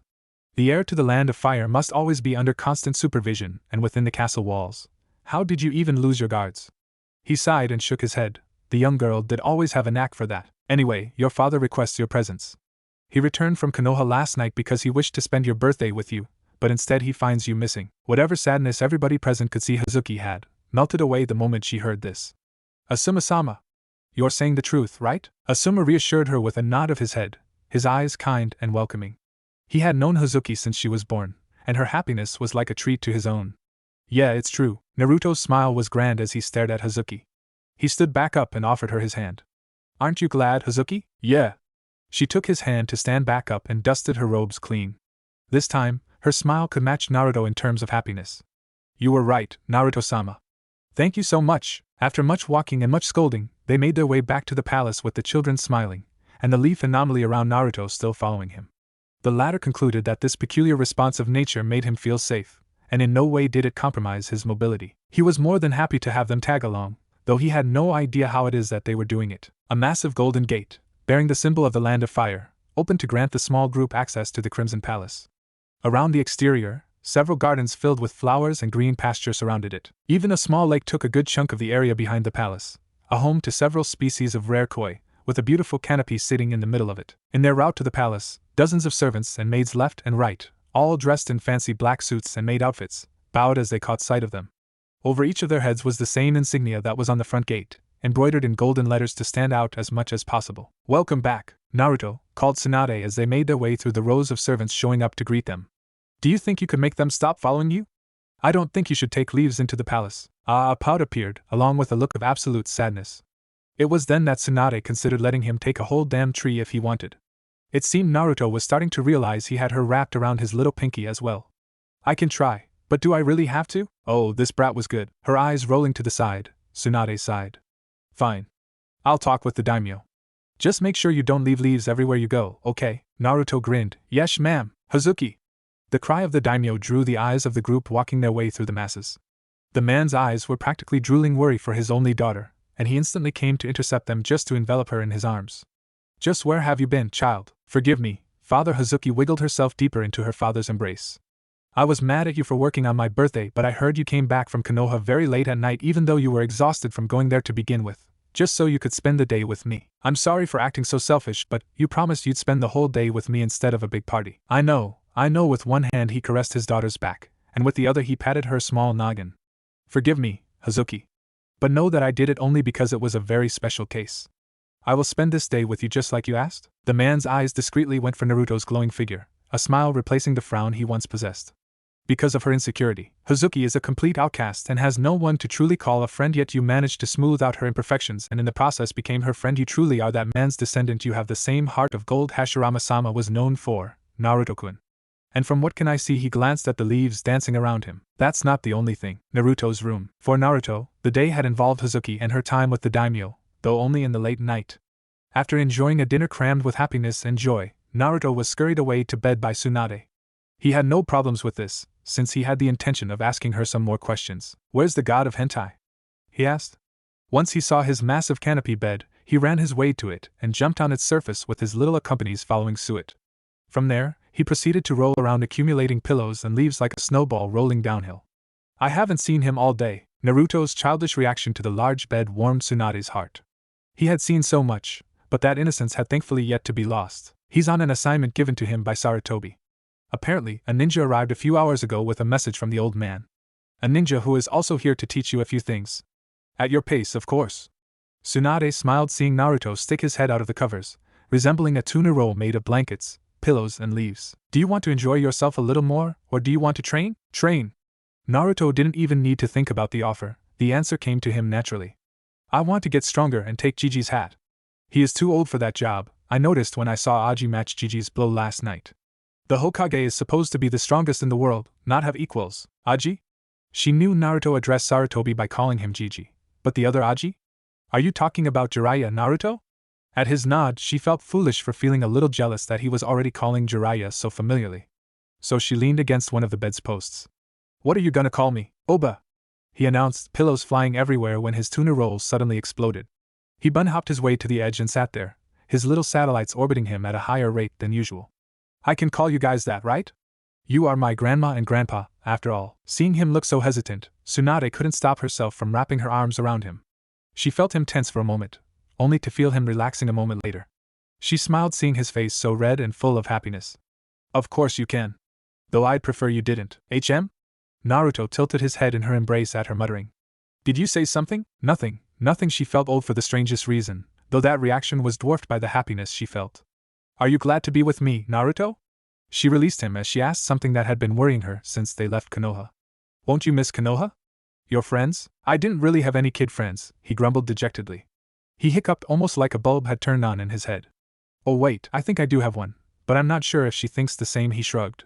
May I have you here so I won't feel alone again. Besides, I'm really happy that you took me out of that prison I was in. Being inside something so dead was starting to make me feel sick, almost like the energy was being sucked out of me. He shivered recalling that unpleasant feeling, the one that nearly broke him. Oh, he muddled. I know it's sudden, but I forgot to ask, is my mom still alive? You said the Yandane was my dad, and I already know he's dead, but what about my mom? Then was when a chill replaced joy with dread in Tsunade's heart. She tried to keep her smile, she really did, but in the end, the thought of Kushina was too much for her to bear. She diverted her gaze and wandered it around the wooden flooring, a tear threatening to escape from the restraints she had placed upon them. She was a pitiful sight for a kunoichi. Naruto, your mother, Kushina, she visibly grit her teeth. Naruto had been foolish and naive to have hoped. He had lived 9 years, if you could even call it living dash. But even he could see what Tsunade was trying to say. Just like many times before, he plastered a grin on his face and chuckled. However, this time, unlike many times before, it was proving to be so very, very difficult. Of course she isn't alive. She'd be here if she was, right? He suddenly found his nails to be very interesting. That was dumb of me. He hopped from the bed and stood in the center of the room, his face staring at the fixed window Jiraiya had broken just a few hours ago. The leaves around him, however small their existence, hovered slower than ever before, and threatened to drop altogether. Oba, I'm sleepy, so he sniffed as he tried to contain himself. Can I go to bed now, please? Tsunade forcefully sucked back her tears like the ninja she was. Naruto, I should tell you. Please, he stopped her, his voice dropping several notes. I just want to be alone for once. The irony in his words wasn't lost to Naruto. Tsunade sat there for a moment, thinking. After seeing the way his fists were clutched and trembling, she stood from her spot and headed for the door. She stopped and looked back, but was incapable of seeing his face. Berating herself for choking the moment he needed her the most, Tsunade closed the door behind her. Of course she's dead, dumbass. Naruto dropped to all fours, the influence his aura held around the leaves disappearing. Tears welled in his eyes, and he cried like many times before. Those tears felt hot down his moist skin, each burning more than the last. I'm such an idiot. I'm such an idiot. His limbs gave from under him, and he lay there, surrounded in leaves that withered as they soaked in his negative emotions. His nails scratched at the floor and did the same against his arms. His eyes glowed like crystals exposed to a blinding light. However, this light was not of happiness, but sheer sadness. Genius? Naruto mocked himself, unable to understand the concept. What kind of genius can't even? He slapped his hands on the floor, hard enough to turn them red.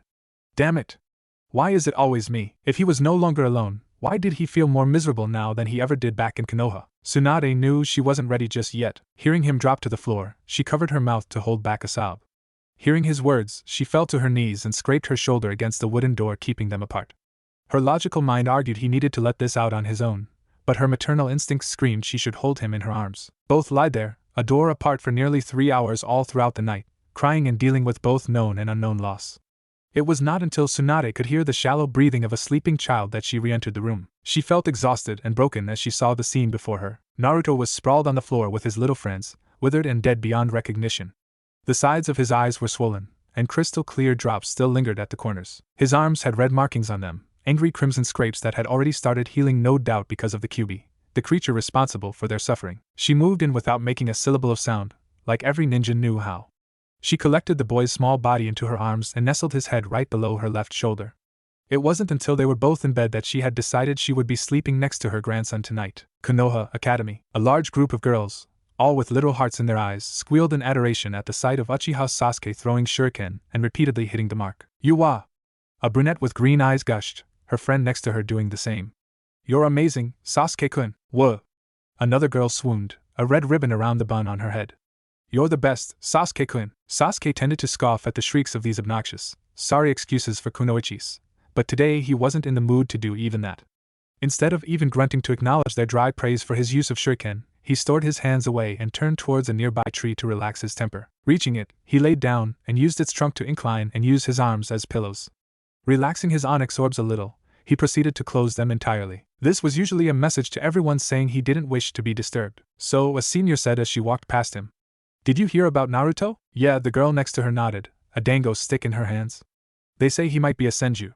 Can you believe it?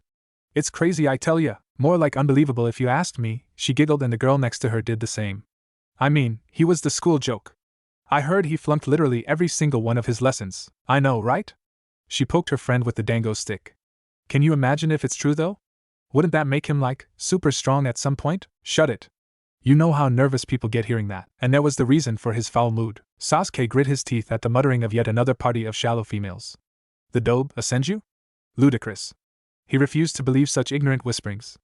If Naruto was a Senju, then he was the fabled sage of the Six Paths' long-lost uncle. Sasuke didn't know what he saw back in that show and tell, but it couldn't possibly be what everyone thought it was. It was unthinkable that Naruto had the only thing capable of ever rivaling the Sharingan, both in prestige and power, the Mokuton. If Naruto was really a Senju, then that would mean he was the only person in this entire village of fools who could ever hope to measure up against his potential. The very thought left a bitter taste in the back of his throat. A blonde he considered an idiot was now the closest thing to an equal in this whole village. Equal? No, Naruto was no equal, he wasn't even a Senju. What he saw that day wasn't Mokuton, it was just a seed sprouting. Any half-assed magician with mediocre skills could do that. Then why did Irika say he had to transfer, supposedly due to family reasons? Since when did Naruto have a family anyway? A frown decorated his face for further thinking, hearing his logical side making a fine point. Fine, he would find out if Naruto really is a member of the Senju, the only clan to have ever posed a challenge to his. If he really was, then he would crush him, he would find Naruto, and he would destroy him. If not for his honor, then for his clan. If he proves to be a rival, maybe even a match, then maybe, just maybe, he had finally found someone to share his pain with. Naruto was the last of his clan too. After all, nobody else would understand them. We'll see. Sasuke raised himself from the green grass one leg at a time. Looking around, it appeared that recess was still ongoing. Good, he could get more training in before the bell rings. HM? His eyes scurrying to the side, he noticed a peculiar shade of midnight hair cross his peripheral and heading for the gates of the academy. Seeing lavender in her eyes, and the lack of pupils, Sasuke grunted. Humph, just another worthless Hyuga. Hyuga compound. The last time she had been escorted to the Hyuga compound mid-class by her father's guards, Hinata had been told that her mother had perished. Hence the reason she wasn't exactly enthusiastic that they were doing it again. Maybe Hanabi-chan has a cold, she nodded in an effort to believe her own thought. Yes, that's probably it. Hanabi's skin did seem a bit too fair this morning. Then again, that was the natural tone color of every single one of her clan members. Sitting before the paper-thin sliding doors of her father's study, she fiddled with her fingers, an act she loathed, but could not for the life of her get rid of. After consecutive gulps of air, she finally stopped her quivering and placed a hand over the small insertion in the door's ledge. Father, she felt confidence blooming, hearing a lack of stuttering. I am entering. She waited for a reply for a literal minute. After a soft grunt coming from all around her, she slid the door open and closed it behind her. Her father sat behind a low table, one gifted to him by a noble in the Far East, working with a pen in hand. On the walls, scriptures and paintings decorated the walls, expensive being the first thing to enter her mind at the sight of them. Somewhat registering the soft scent of jade tea, Hinata took the obvious seat before her father's stern face. And then she waited, with every second eating away at her nerves. The fact that she didn't know where her moral booster Naruto ventured was also stripping her of further courage. To add insult to injury, with the rumors going around that he may be a Senju, the girls in the academy were suddenly starting to notice his more than perfect looks. Humph. One-dimensional, materialistic whores. My, where'd that come from? Hinata wondered. She sat there, nearly sweating. God forbid, that would be too unrefined in this situation. Her hands clutching at her thighs until knots of fabric were sticking out between her fingers. 10 minutes flew, then 20, and finally 30. She didn't know what game her father was playing at, but she was really starting to think it held dire importance. Hinata, his silky, clean and perfectly lined voice broke her out of the thoughts she was having. She immediately straightened her back and sat like she was drilled since she could walk. Shoulders lined, head held high, and her expression bare. Hinata's hands trembled as she answered. Yes, father? Hayashi swiped his pen across another note of approved expenses, his Byakugan sneaking a glance at Hinata without her knowledge. He could have sighed, she was practically crying already. Tell me, he finally started. What do you think of Uzumaki Naruto? Basically, Hinata felt her father's question was the equivalent of him asking if she had started having her period yet. Yes, it was that awkward of a question. Hinata could only stare blankly. Daimyo's palace. Naruto had woken up the next day to an empty bed. As expected, but part of him wondered why a good dose of disappointment had overwhelmed him nonetheless. Now, he walked the hallways of the castle with his head low, but his spirits rekindled.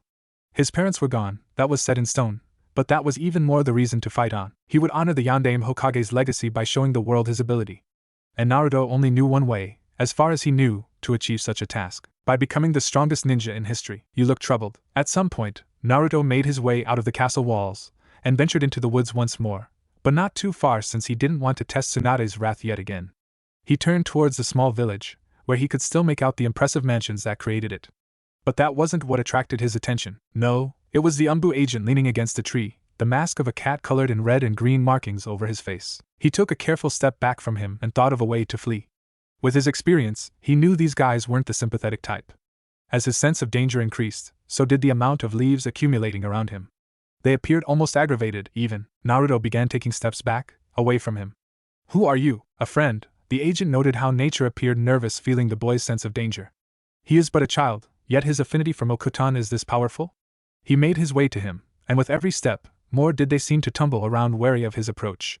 Keep them in check. Naruto mumbled incoherently as the man neared him. He pressed his back against a tree and felt a pulse crawl its way up his arms, one he could swear came from said tree. I don't know how. Stay back, relax, he stopped. Once he did, the small floating critters seemed to hold themselves in place, like snakes preparing to strike. You're feeling like something is crawling over your arms, hold it in place by relaxing your muscles, as if flexing them. Controlling Mokutan isn't as easy as most people think. At least not at first. Mingling with what he was told, Naruto flexed both of his arms, relaxing his muscles in the process. His eyes broadening and a bead of sweat rolling down his face, he observed how the surrounding leaves calmed and stood down. A feeling of pride overwhelmed him, feeling some control, like extensions of himself. It felt similar to how he first felt Mokutan, only this time, he actually felt connected. How did you? Naruto stared at his hands as he glanced back at the mysterious ANBU. Who are you really? I thought I was the only one capable of using Mokutan, yet you talk about it almost like I have it too? He outstretched his arm, lifted his other hand into the tiger seal, and summoned a thick board of wood out of his arm. It crackled and twisted, until it locked Naruto's body within its clutches. I hadn't noticed, maybe I do, smartass. Naruto grit his teeth and tried to win his freedom with strength, but that was foolish, considering the wood seemed to constrict him even further with every pulse of his muscles. Oh. Hey, let me go. How the hell are you doing this? Wait, unlike last time, when hope had blurred his vision, Naruto cautiously asked his next question. Are you a Senju like me? No, honestly, he had expected the boy's response to be somewhat disillusioned. Instead of any of that, however, his eyes hardened with fierceness worthy of a potential ninja. It seems he experienced grief in larger doses than anticipated. Just call me Tenzo if you need to. I was sent by the Hokage to put you in shape, ANBU style, though I'm still wondering if you're worth the trouble. Naruto swallowed his nervousness. Something about ANBU style makes me think I'm not going to enjoy this. You have a good sixth sense. Tenzo turned the solid wood encompassing Naruto into sawdust with a swipe of his hand. Let me tell you a little secret about our regime in the ANBU, Naruto. We hate mopers. We despise them.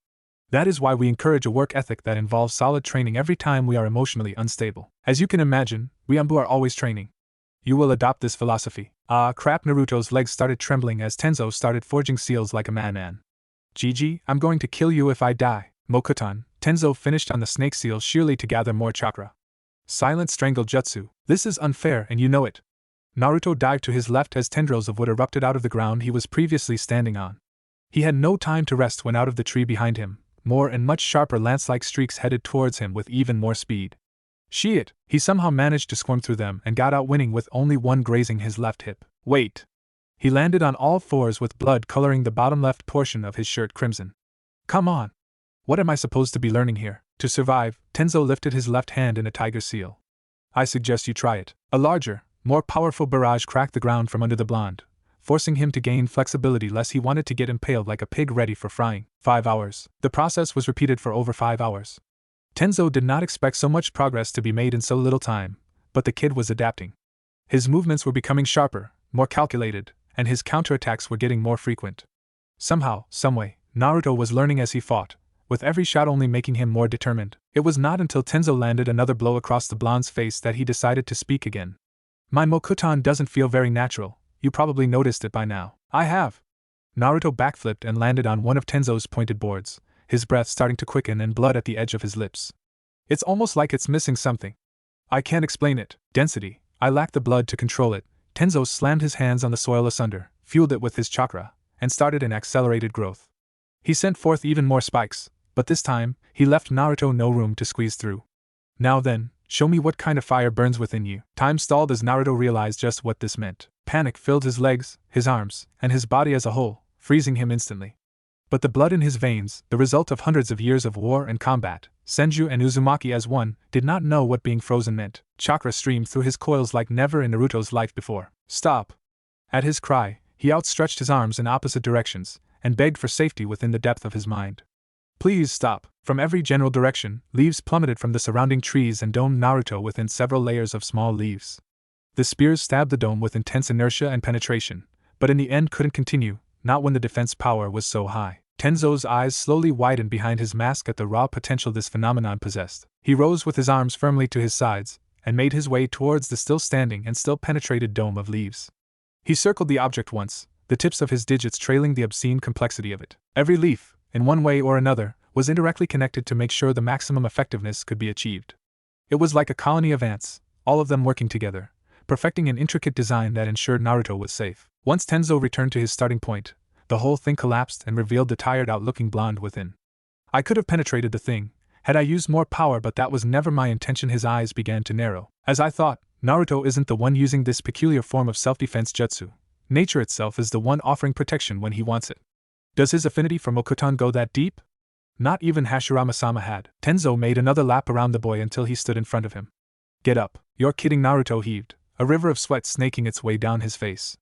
I feel like dry wood, weak and fragile. I'm also pretty sure I can't feel the left side of my body. That's a good burn. Tenzo nodded in approval. Let's try and do the same to the right side. Naruto screamed, You're a monster. That I am. Tenzo adjusted Naruto's head to look into his eyes. All playfulness had left his damp orbs. The only people I've ever trained are freshly arrived, virgin recruits, all of them ANBU wannabes. Most of them had the capacity to be decent chunits, at the very least. I expect the same of you. Decide now whether you have the drive, the character to grow beyond your limits. Tenzo shoved his face and Naruto fell again, this time to his hands and knees. Tears sprinkled the dirt below, and he swiped them furiously, leaving trinkets of dirt on his cheeks. Ever since I first started the academy, all I've ever gotten were insults because I was weak. He slammed his fist into the dirt. Even now I still see their eyes filled with disgust, but I never gave them the chance to downsize me because I reassured my worth again and again, day after day. Again, he struck the ground twice, like it was the face of every villager, every classmate that had ever talked down to him. I've never had anything in my life. I was born unwanted and alone. I started with nothing and therefore I am nothing, that's what I've been told.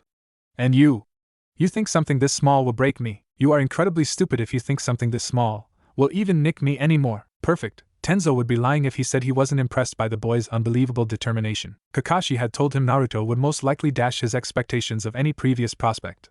He trained newbies before, as he said, dash, but never had he seen someone with so much pent-up desire to train even when his body was short of suffering a heart attack. Fine. If he wanted it so bad, he would test the boy's mettle. Tenzo crossed his arms and looked down at Naruto.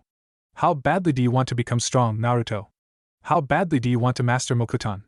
What is your limit? PFT. Limit? There's no such thing. Naruto fell into the standard stance he learned in the academy, his fists forward, and his waist heaved for easy mobility of his legs.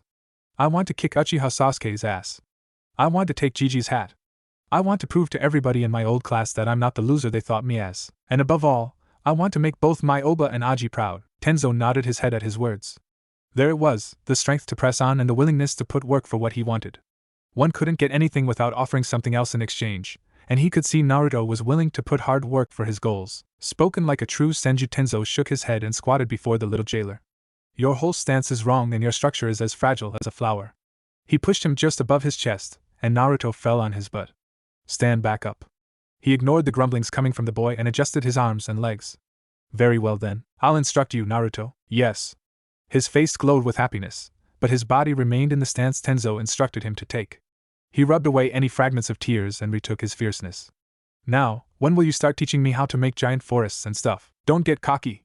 Without warning, Tenzo's kick crumbled Naruto's defense, and he was sent skidding off as a result. If I feel you're not putting 100% into your training, I will start breaking your body beyond recognition. His aura turned sour, scary even. I have no problems with leading you through my regime using fear as a motivation, I can assure you that much. Naruto stood back up clutching his left arm. Seeing Tenzo rushing once more, he whimpered and prepped his stance yet again.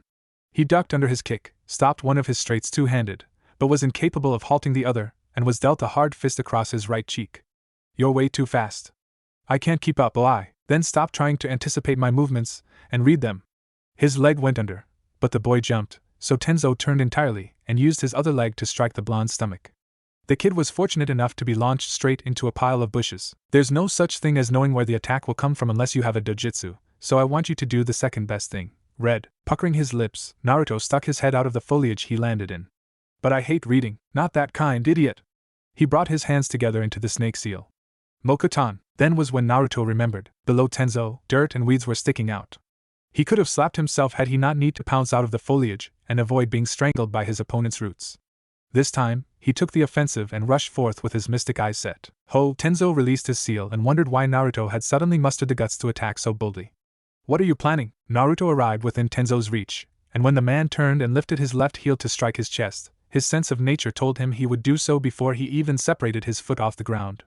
From there, Naruto slid under his leg, and stopped right behind Tenzo to send his own leg aimed for the back of the man's right knee. Tenzo was caught in a trance as Naruto, a 9-year-old, momentarily outmaneuvered him. However, his much greater speed allowed him the burst of dexterity he needed to squirm in midair, and plant his right fist against his apprentice's face, sending him falling for the ground. Tenzo recomposed himself, his interest soaring. What did you just do? You read my movements, but there's more to it than that, eh?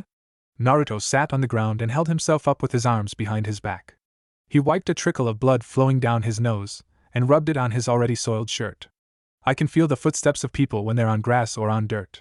Since I felt your weight shift to your right foot, I figured you were going to either jump or kick. Going by the way you were fighting so far, I assumed it would be the latter. This kid's a lot slicker than he looks. Tenzo brushed this aside as yet another ability from Naruto's obscene connection to nature. Looks like we have our work cut out for us. We'll have to concentrate on many different subjects, not just Mokutan and Taijutsu. He offered Naruto his hand and lifted him back up.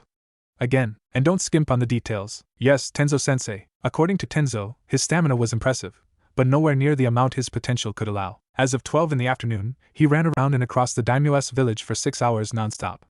The effect this brought from the general population of nobles was awe and support, mostly because they had never seen anybody work so hard in their lives. Big shocker, that one dash. Most of them had even pulled up a chair to the side of the street and taken it upon themselves to shout words of encouragement when Naruto made his usual lap. He didn't mind, he just wished they would stop drinking from their massive, delicious-looking pitchers of lemonade every time he smiled back. He was starting to think they were doing that on purpose. Oh hiya, Naruto-kun. A nice old man with a top knot waved as he passed him, his hair long gone gray, and his eyes withered but full of kindness. It's nice to see it's true. You really have been running all day. My, it's incredible what the human body is capable of nowadays. The old man laughed as he laid on a pool lounge chair under a large umbrella, a tray filled with various exotic drinks at his side and his mansion framing the background. Servants bowed seeing Naruto waving, the maids beaming as well. Gotta make the body strong to be the strongest, Odaji-san. Naruto gave a peace sign in response, grinning from ear to ear. I'll make sure to relax when I reach your age. I promise. Fantastic.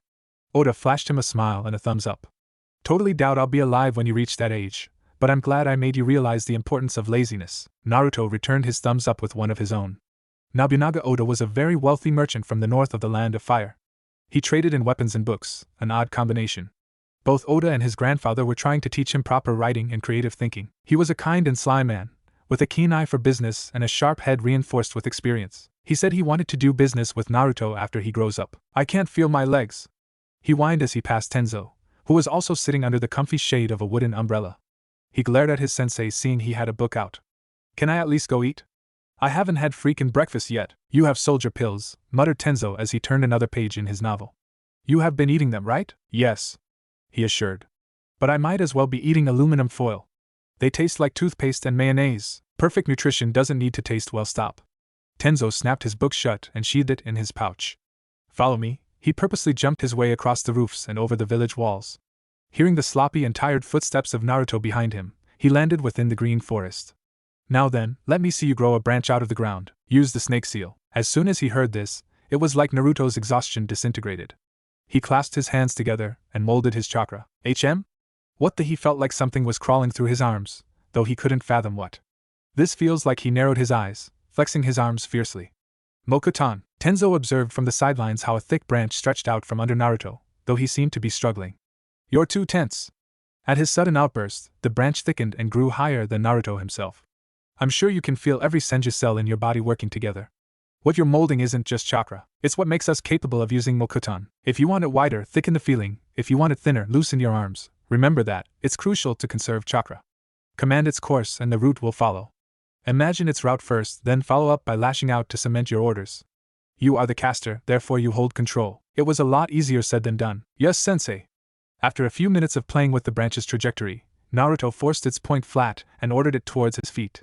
Grinning in confidence, he jumped on it with his snake seal intact. Sensei, look! I'm riding it. This is so cool. Tenzo could see that for himself, as Naruto did circles around him riding the branch like the jolly kid he was, albeit at a turtle-like pace. His thoughts were elsewhere. Unbelievable, it took me weeks before I could garner the control necessary to separate my footing from the ground and use Mokutan, and he masters it in less than a day. Remembering Kakashi's words, Tenzo smiled. Figures Kakashi-senpai would be right. You're simply amazing, Naruto. A true prodigy unlike any I've seen. He crossed his arms and started to worry seeing him developing so fast. You're going to surpass even him. I have no doubt you will, and I'm going to help you. Leaning against a nearby tree, Tsunade grinned seeing Naruto laughing again despite last night's turbulent moment. Thank God he seems to be okay. Am I overly intoxicated? Jiraiya suddenly appeared leaning against the other side of Tsunade's tree, or is Naruto literally doing circles around an experienced Mokutan user while riding a wooden board? I thought he was gonna start learning about Mokutan today, not start using it already. Tenzo made Naruto run for over 8 hours today, she informed the Toad Sage without taking her eyes off the hardy Jinchuriki. Naruto was unknowingly exercising not only his body, but also his capability to use the Mokutan more proficiently. Still, this much progress shouldn't be possible in just a day. Jiraiya hummed, and cackled right after seeing Naruto crafting letters above Tenzo, letters that appeared to resemble very naughty words. I'm surprised you didn't tell Tenzo that something so extreme could be detrimental for his health. His smile grew seeing him getting faster. He is still 9, after all. Oh, but she did, Jiraiya Dano. They looked back to see the daimyo, accompanied by his 2 lieges, Asuma, Chiriku, and his daughter, the latter joyfully riding her father's back. I was present when Tenzo-san arrived bearing orders from Hokage-sama. As expected, he informed her of his plans and Tsunade-sama approved only because he promised to show some restraint. Daimyo-sama, Tsunade bowed. Daimyo-sama, Jiraiya took a respectful bow too. I see. Though if that's the case, I wonder how far Tenzo-san would push him should he decide to show no restraint at all. He ignored Tsunade's snort hearing him speak so formally. I heard from Hokage-sama that he'd been recently promoted to ANBU captain, so I can see his methods would include harsh training and stamina. He's going easy on him, chimed Asuma. I've seen what the ANBU do to their new recruits. Sleepless days of drilling, countless hours of sparring, and all with nothing but a soldier-pilled diet. He shivered remembering his youth.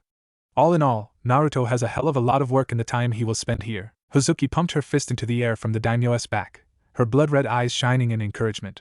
Fight on, Naruto-sama. You'll be the strongest in the world. I believe in you, Humph, Chiriku huffed. What a barbaric system, Asuma snickered. Honest as ever, Chiriku. Well then, Tsunade began her journey towards the 2 ninjas fighting before her, one blonde, the other an ANBU. Her fist crashed against her palm, and she sneered, like a hungry lioness eyeing her wounded prey. I guess it's time we became involved in Naruto's training as well. Right, Jiraiya? Said Sanin, cracked his neck and stretched out his arms. Grinning, he followed after Tsunade a few steps short. I hope Naruto's drive to train is genuine. He's going to need it with you. I know how brutal you can be, Tsunade. Tsunade hissed as she rubbed her hands together. He'll hear you. It's no fun if he's expecting it. Like any self-respecting ninja, Asuma could appreciate the sight before him. He could discern with perfect acuity just what kind of privileges Naruto would be getting, and it was almost unfair, but he had earned them. Besides, he was probably the only kid capable of taking the training of 2 Sanins and an ANBU captain. Do your best, Naruto. Asuma watched on with pride, hoping that he could contribute to someone with truly great potential. Show us all what you're capable of. Show the world they were wrong about you. 3 years later, Daimyo's palace, Naruto's room. Jiraiya watched the blonde as he paced through the room back and forth, picking things up and putting them down. Did you finish packing everything you need, Aji? Seriously, I'll be fine. It's the 3rd time you've asked? Snooty little Jiraiya found himself watching him again. He had grown so tall in such a short time, 4 feet 9 inches, 148.9 centimeters last time he checked. It made sense considering his grandmother carefully watched his nutrition. That's not what I asked? Yeah, but I know it's what you want to hear. Jiraiya couldn't deny that. We'll see each other again in Konoha after you return from your assignment, right? Same with Shizunichin. His mission would take him to Suna for a week or so. Promise you'll send me a messenger toad if anything comes up. What's with you? The blonde asked as he packed. Oba wouldn't be happy to hear you saying she can't protect me, you know. She is coming with me, after all. Jiraiya's eyes followed a few of the leaves twirling around Naruto's head. That's not what I'm worried about. Then, he continued from his walk-in closet. What are you worried about? What? Just say it, Aji. You're acting so timid today, Jiraiya nearly scoffed. Timid? If only he understood how scared he was for him. Today was the day he would be introducing himself to the world. He was more anxious than timid. Don't let it get to your head, but you're kinda famous. Jiraiya knew it was a massive understatement. People will talk. And not all of them necessarily from Konoha. I'm used to having people talking behind my back, the young teen said without hesitation. I was famous in Konoha long before the rumors of my Senju lineage spread, remember? Which to this day I still don't know why. That's being infamous. There's a big difference. Yeah, I know. Tenzo-sensei told me that when he left a year ago. Then you know what I want you to do, can you? I'm not gonna keep myself out of the public eye by saying I'm not a Senju. Besides, Oba said that's pointless when I have the clan's freaking crest on my back. Adding that she already forwarded the request to change my surname to Senju, FYI. She muttered something about not repeating her mistakes. Senju Naruto, huh? He would admit it had a nice ring to it. I still don't know how I feel about that. She and Gigi may have proposed it, but it was my choice in the end. I can't become the heir to a clan I'm not registered to be a part of, after all. That's irrelevant. Besides, that's not what I meant. I'm not hiding my Mokotan. Me and Oba agreed that it's best for the world to know just how much of a threat I am to discourage any attempts against me. At which point, she'll pummel them mercilessly. A tick appeared over Jiraiya's forehead. You keep misinterpreting what I want from you, idiot. Naruto, equally as frustrated, stuck his head out from the edge of the closet doors. Then spit it out, Aji. Jiraiya grinned, a thumbs up in his hand. I want you to hold nothing back. Show everyone and everything what I already know. Naruto's Uzumaki eyes shone in excitement, his whiskers curling. You got it. Konoha, Hokage's office. Shinobi dealt with stress in a number of ways. In the ANBU, one did it by destroying training grounds. It was customary, and nobody ever got hurt. Jonins blew steam by enjoying specific hobbies, and when that didn't work, one would usually take it out on their genin trainees by making them do excruciating drills. Likewise, nobody important got hurt. Sarutobi was the kind of man that hurt more people than anyone when stressed. By smoking nonstop. He was the village's leader, its head, and every puff was like tightening a noose around his own throat. Maybe he was giving himself too much credit, but the problem remained. His home was getting closer to losing its symbol, the crown jewel that made the whole thing all the more valuable. It's why he needed another symbol, one much younger. The past few years after Naruto's ordeal had not been kind to Hiruzen. Extortions, attempts to his life, espionage, infiltrators. These problems were the regulars, all of which came with the job, so he had learned to deal with them. His stress came from somewhere else entirely. It came from every other shinobi village around the globe. It was amazing how fast rumors could spread, and even more amazing how easily they could be turned into complete inversions of the truth. Apparently, half of the shinobi villages who had heard of Naruto thought the lad had escaped from the pits of ANBU headquarters on his own, using Mokutan not seen since Hashirama himself. To be honest, he hadn't known if to laugh or feel insulted. How they could think a 9-year-old could manage to pull that off, Sarutobi could not understand. As for the members of the 5 great ninja villages, they were much more discreet. The Land of Earth made few, but prominent attempts to contact them for the first time since the Third Shinobi World War. Iwagakure, their capital, stands as one of the most powerful alongside Kumogakure, and he of course knew how fruitful a relationship between the two could be. The very Tsuchikage sent words of awe, respect and appeals for a possible reconciliation. A proposition from the man himself, Inoki, made it to his desk years ago. He wished to lift all embargo laws put into effect ever since the warring days, back when Madara made a mess of things. He wanted to resume trade between the two nations, or so he claimed. That time Sarutobi did feel insulted. Going ahead with something so foolish would result in open borders, allowing Inoki more leisure when it came to infiltrating the Land of Fire, and by extension, Konoha. He would no doubt use the opportunity to send in flocks of spies in his humble little caravans disguised as civilians. It was a bad idea through and through. He even had suspicions his agents were some of the assailants that attempted against Naruto's life years ago. The Land of Lightning had been much bolder in their attempts. They sent diplomatic envoys their way for the first time since the Hyuga incident. Pensions for an embassy had been requested. They even marked lots on possible construction sites, some of which were suspiciously close to where the Senju's compound once stood. Hiruzen did not know what Kumogaku's Raikage had in mind, but his advisors knew he was a shrewd, crafty man. If he had his sights set on Naruto, many felt he would come and say it himself, but others were suspicious that he may want him to come of his own free will. Kumogaku may have changed for the better under and no longer sought bloodlines like they used to.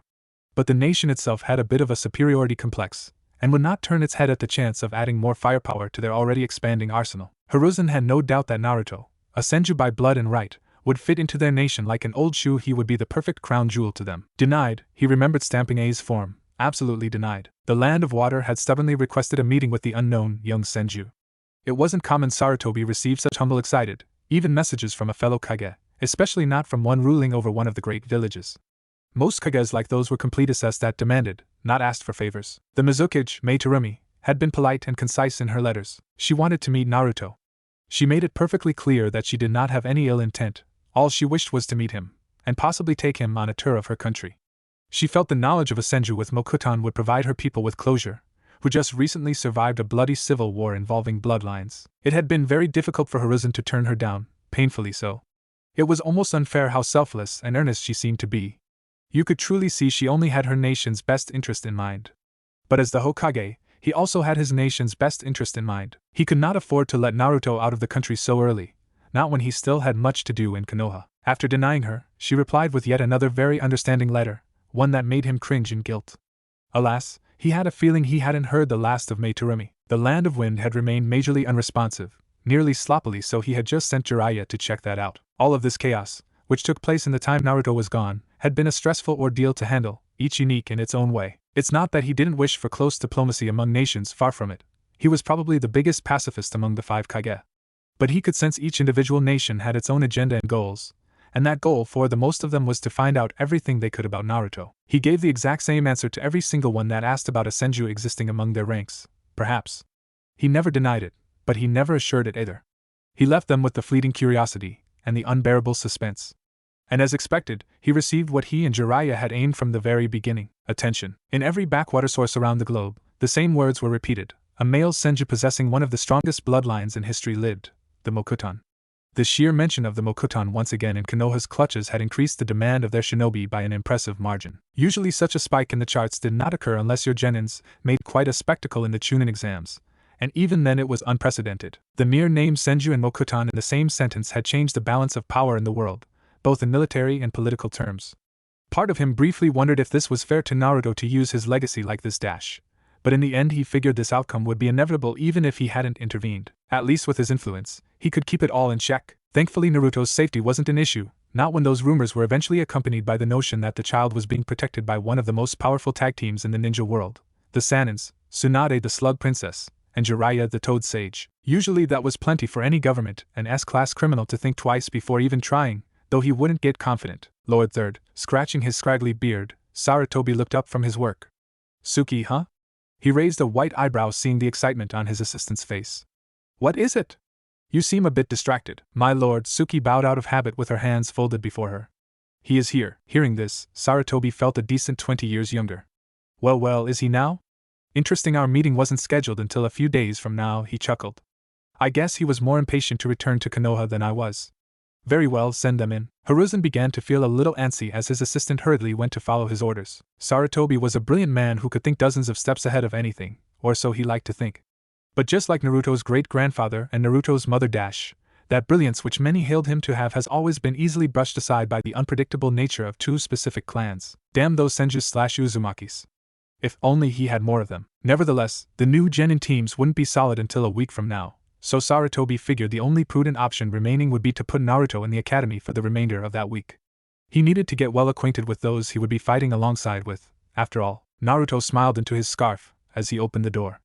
Gigi, that nostalgic, maturing voice and that confidence oozing out of it. My word, Sarutobi took in every detail of the boy. Naruto had orange pants, a similarly colored zip-up, sleeveless jacket with the Uzumaki crest where his heart should be, black sandals, and white tape around his forearms and shins. Everything about him screamed effectiveness first, fashion and look second. At first glance he appeared like a strictly taijutsu shinobi, but he knew better. If Tenzo's report was anything to go by, Naruto was proficient in much more than just taijutsu. He immediately knew this to be true when he saw the leaves scurrying around him like satellites in perfect orbit. The addition to his attire that stood out above all else, however, was that dark scarf around his throat. It gave him a flair which was seldom seen in shinobi, one only felt in special cases. Physically wise, what stood out the most were his cerulean lilac eyes, and his slightly longer blonde hair. The Sandaime needed a moment to settle the nostalgia bubbling inside.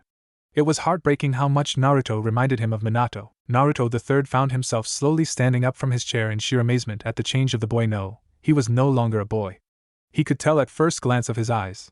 Those were not the eyes of a child. I almost didn't recognize you there. It was obvious Tsunade had some influence on the teen's choice of clothing. Unfortunately, it looked like no man or god would be able to make him change his interesting taste in color. Well, Naruto will be Naruto. Isn't he stunning? Tsunade came from behind the blonde and patted his head, though it was only now starting to dawn on her how she was having to do this higher than before. Kid was growing like a tree on steroids. I tried to make him give the orange, but it was like trying to convince the moon to stop following us around. Still, I think it fits him for some reason. Humph. Well, I think orange is the greatest color in the world. Naruto crowed, a pout on his lips. He crossed his arms behind his head, and clipped an O of realization, remembering something. Look, Gigi. Once he turned to expose his back, Hiruzen's eyes went wide again. Even his rusty heart skipped a beat. There, in the pinnacle of Naruto's back, rested a symbol that represented both indestructible and irresistible force. It was the indistinguishable insignia of one of the most renowned clans in shinobi history, one not seen since Hashirama, the founder of Konoha. The Senju clan's crest in all its glory. He would give Naruto credit for one specific detail. Smiling, he sat back down and interlocked his fingers. You carry that crest almost too naturally, Senju-kun. You can't call him that just yet, Tsunade scolded her teacher. That reminds me, when will his name be officially changed? Naruto took a moment to glance at the crest over his heart. I really will be Senju Naruto, huh? Hiruzen never thought he'd see Naruto act so mature at his age. He seemed very aware of the repercussions of accepting that name. Changing his name to Senju is no picnic. Obviously he smiled as the blonde nervously looked up. But don't worry, I'll make sure it's official before you finish your first Chunin exams, you have my word. Academy. Landing before the academy's gates, Naruto immediately noticed one thing. I could have sworn this gate was bigger. Shrugging, Naruto walked through the clump of steel and made his way across the empty playground. Nostalgia quickly overwhelmed him seeing the bended masses of steel all scarred with the effects of the Land of Fire's intense sun. His eyes traveled towards the slumps behind the classrooms, where he had often lounged undisturbed. Stopping before the double doors that lead into the many classrooms, Naruto grunted. Gigi should really consider renovating this place. He could tell it was only a matter of time before the academy's insignia would be falling on some unfortunate kid's head. The thought made Naruto snigger. The bell rang, signaling the beginning of recess shit. Well, people were gonna find out about him eventually. It may as well be now. Closing his eyes, he relaxed his posture and felt his body light, like that of his many surrounding buddies. First he heard footsteps, many small, almost unnoticeable footsteps. After which came the shouts of excitement, and the cries of his name. A group of first years squealed in on noticing him. Wait, isn't he the Naruto people haven't shut up about for 3 years now? Oh, look at the symbol on his back. Dozens of girls gasped seeing the insignia on the back of his shirt. You're kidding, isn't that the Senju clan's crest? Naruto's own self-consciousness attracted more leaves from the nearby vicinity, some of them already dry. Once they came in contact with his bubbly aura, they immediately rejuvenated and turned green again. He pleaded for their protection in the depths of his mind, and like its award-giving duty, they began to spin and take off in random directions. He reopened his eyes and found himself surrounded from all sides by children and teens his age. Of course, he had already known this to begin with, but seeing it for himself was much more impactful than sensing it. All around he listened to their mutterings and found himself grinning, both embarrassed and nervous. You're right, a tall, brown-haired boy said. So he is a Senju. I knew it. Another with messy light hair crowed. Bitchin'. I just won 100 Ryo, shite. Several boys grimaced hearing that. I just lost 40. I'm neck deep in department, and I'm not even a genin yet. Oh, apparently there was a pot going around involving his lineage, that's nice. Yo, Naruto, HM? Naruto lifted his head to see a sight for sore eyes. Oh, Shikamaru. Kiba. Choji. If his fellow dead last escapees couldn't bring an honest smile to his face, the blonde didn't know what could. He waved and smiled, his eyes sparkling with the aid of the sun's rays. Hey guys. If there's anything I've missed in Konoha, it's getting in trouble with you. How've you been? Us? Entering the center circle where Naruto stood, Shikamaru snickered. Dude, you're the one who's been missing for 3 years now. Where have you been? What's with all the commotion? Oh, the blonde smiled.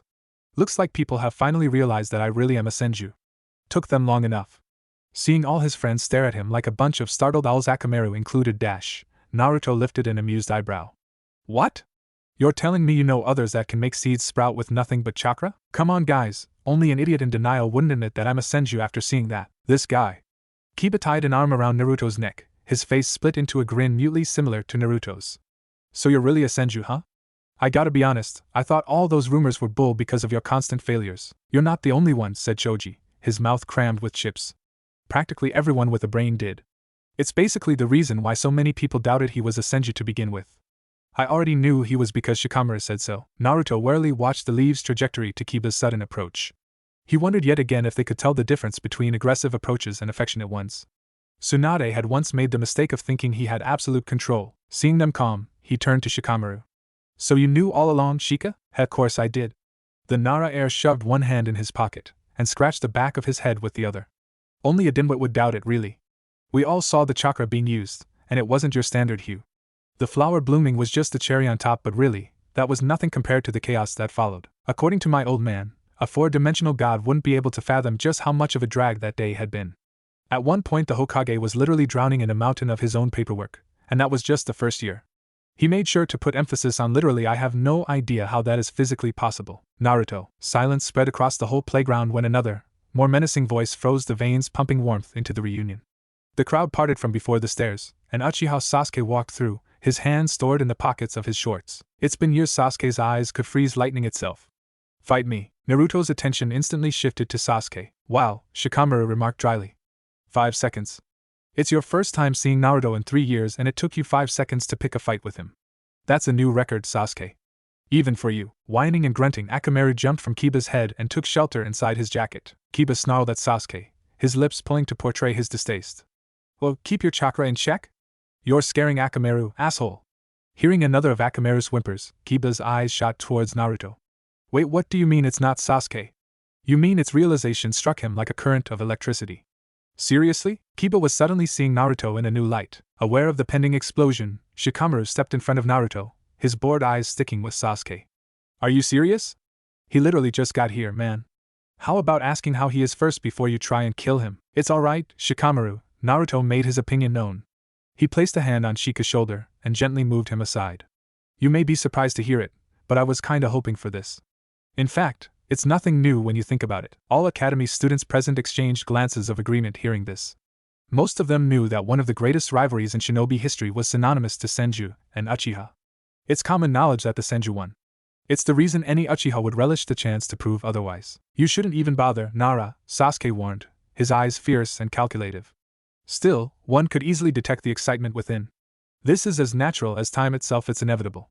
Right, Senju? Senju and Uchiha, huh? Somehow this feels nostalgic. Naruto's body was flooded in adrenaline as he lowered his natural defenses, dropping the leaves hovering inches from his body. He did not want to end this quickly. You look pissed, Sasuke-chan.